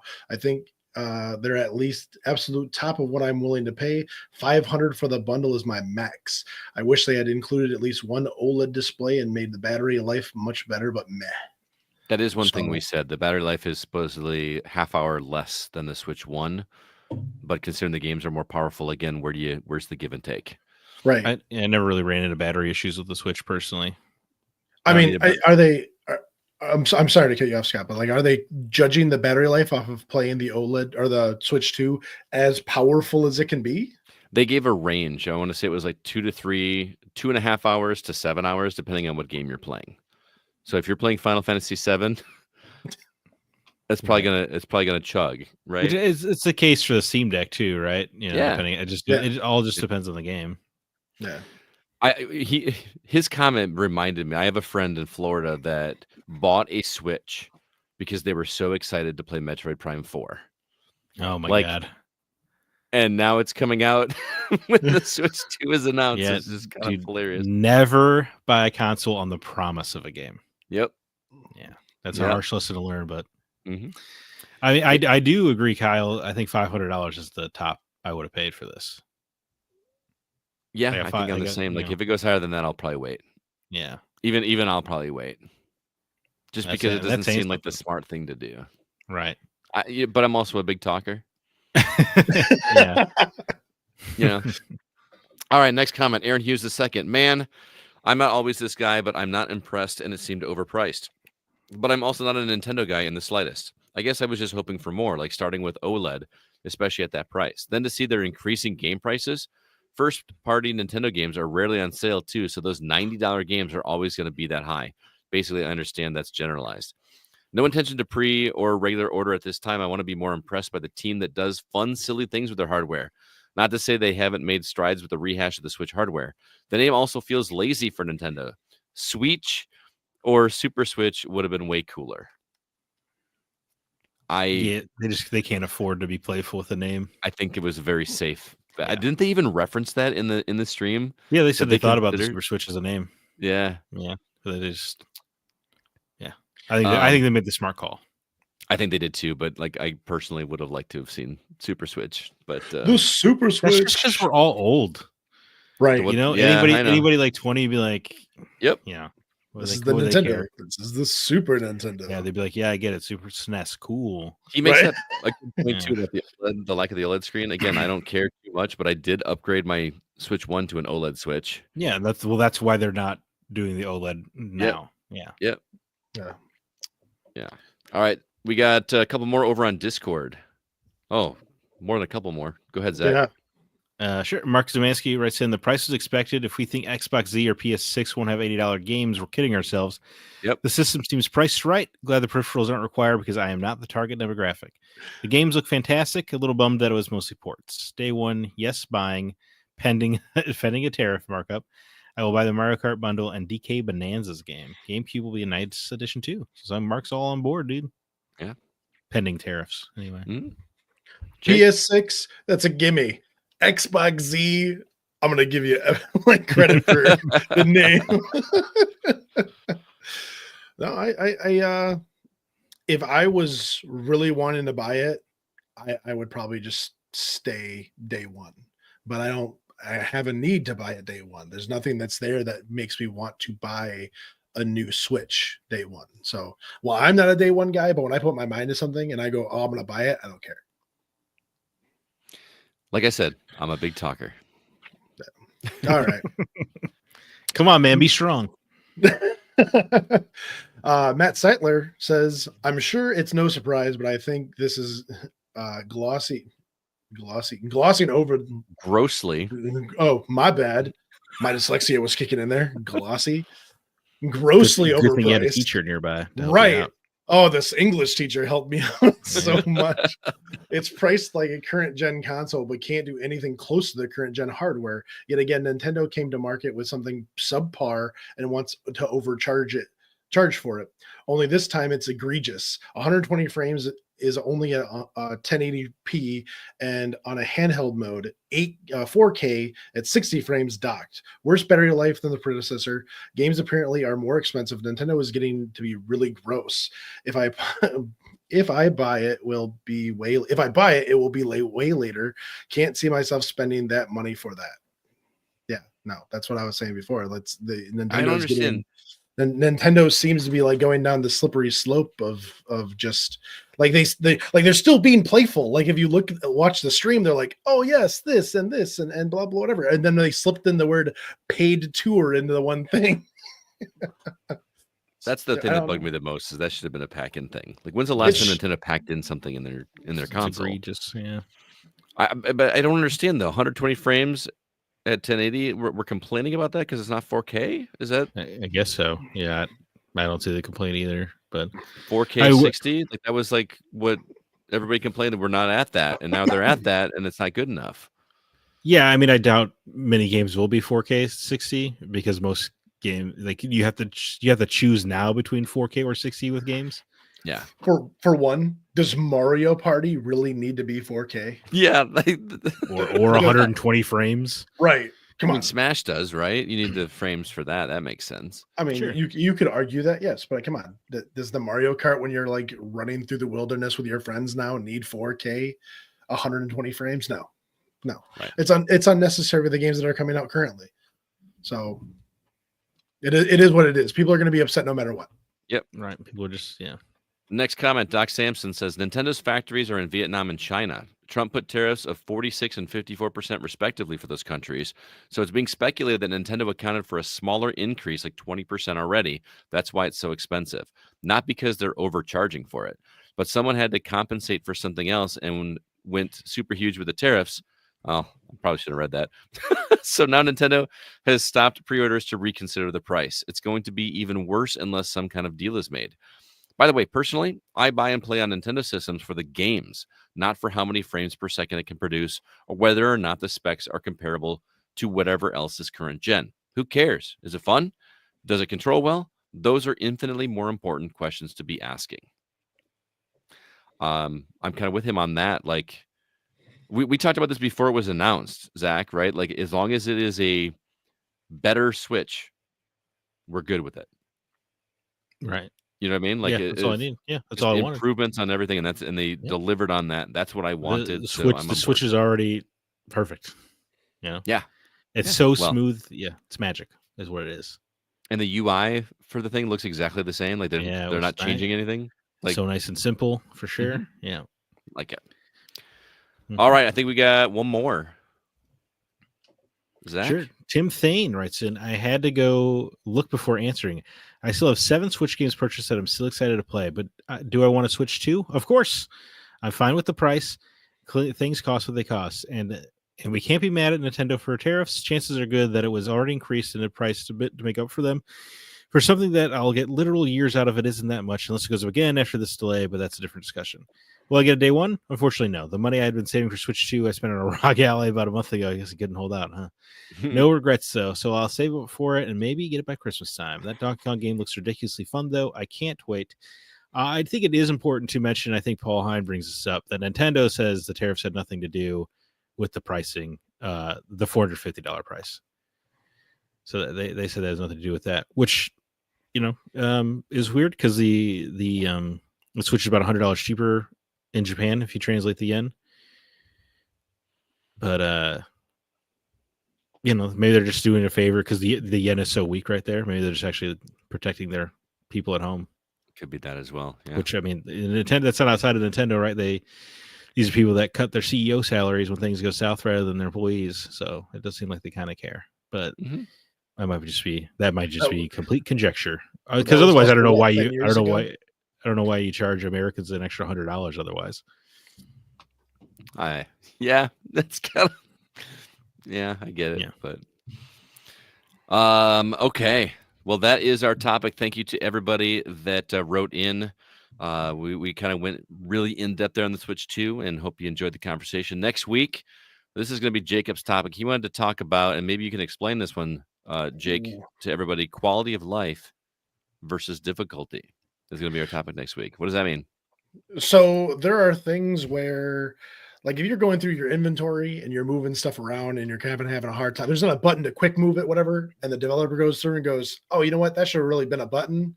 And then, like, okay, you hold this button down and you press it and it quick moves it over to an inventory. Okay, that's a quality of life. But when you go back and go, yeah, the enemies are, we'll dumb them down. We'll make them 10% easier to kill. We'll do this. That's difficult. That's making the game too easy. And some of the games nowadays are just going, like, I use Monster Hunter as an example because Wilds is extremely easy compared to some of the older games. But like my kids who've played some of the older ones and then went to some of the newer ones, they're like, oh no, that's just quality of life. Well, it's not quality of life. It's dumbing down the game. Now I'm so blowing. Yeah. You want to have ammunition for your kids, and so you can win that argument. I don't care about winning an argument with my kids. I want to know what the community thinks about it, because there is a thing where, like, yes, quality of life comes with some updates because you find things that are hard for you to do in the game in certain ways. Like, okay, maybe this device should not have been this hard to do in the game, but like, it's a menus thing. It's not an in-game thing. Whereas when they start making the in-game stuff easier for you to do, that's not quality of life. That's the difficulty of the game. Okay. Well, we'll discuss that next week for sure. I'm already thinking of ideas on my head. So stay tuned for next week and stay tuned to the social medias so we can get your guys' input on that as well. But that's going to do it for this episode of The Gaming Outsider. Thanks so much for listening. This one was produced by Kevin Honigford, and all the music you hear is written and performed by Grant Henry of Stemage and Metroid Metal. His website, again, is stemagemusic.com, STEMAGE music.com. Please be sure to email us if you have any questions or concerns. Our address is feedback@thegamingoutsider.com. Zach, any parting words or recommendations for our listeners? Yeah, I've been watching Firefly with my wife because she has never seen it. Oh, that's fun. What a blind spot. And I just want to say that show holds the hell up. Yeah. You're gonna cap it with Serenity, I assume? Of course. Yeah. I mean, it's such an easy, it's only 14 episodes, right? Like, it's such an easy show to watch. And then I think Serenity is a genuinely great movie. And it does almost a shockingly good job of feeling like one last adventure and also kind of tying up the loose ends. Mm-hmm. Yeah. I need to go back and read it. Where's it streaming, or is it? I'm watching it on Hulu. Hulu. Okay. Man, I had such a crush on Jewel State when that came out. Oh, really? I can't even describe. I have a big crush on Gina Torres this time. Oh, yeah? Yeah. All right. All right, I'm excited whenever Zoe shows up. Jake, how about you, man? Anything? So speaking of Firefly, that's Nathan Fillion, right? That's Correct. right. Captain So Malcolm Reynolds. I am watching The Rookie, and Oh, I okay. absolutely love that show. Me and my There wife you are go. watching it together. So God, Renee. So let me ask you. He can't be a rookie the whole show, right? no, I mean he goes through like I think his like first the show's not over, it's still airing and whatever, but we're on I think the third season, I think it is, and he's in his second year. Okay. But we've been farther than where we are now. And so yeah, he doesn't stay a rookie. He grows up and whatever, but there's other rookies that come in. Oh, okay. They don't just okay. like call it the sophomore or something like that. Yeah. You guess you can't change the name of the show. Everyone get all Right. confused. Yeah. Right. The rookie, the veteran, the Yeah. old I timer, was gonna say, the retiree. it's 10 years down the line. Oh, Yeah. the vets. Like Mine's real quick. It should come to no surprise, but Last of Us season 2 on HBO is coming out next week, so I've been rewatching the first season, and it is even better than I remember. Like Wow.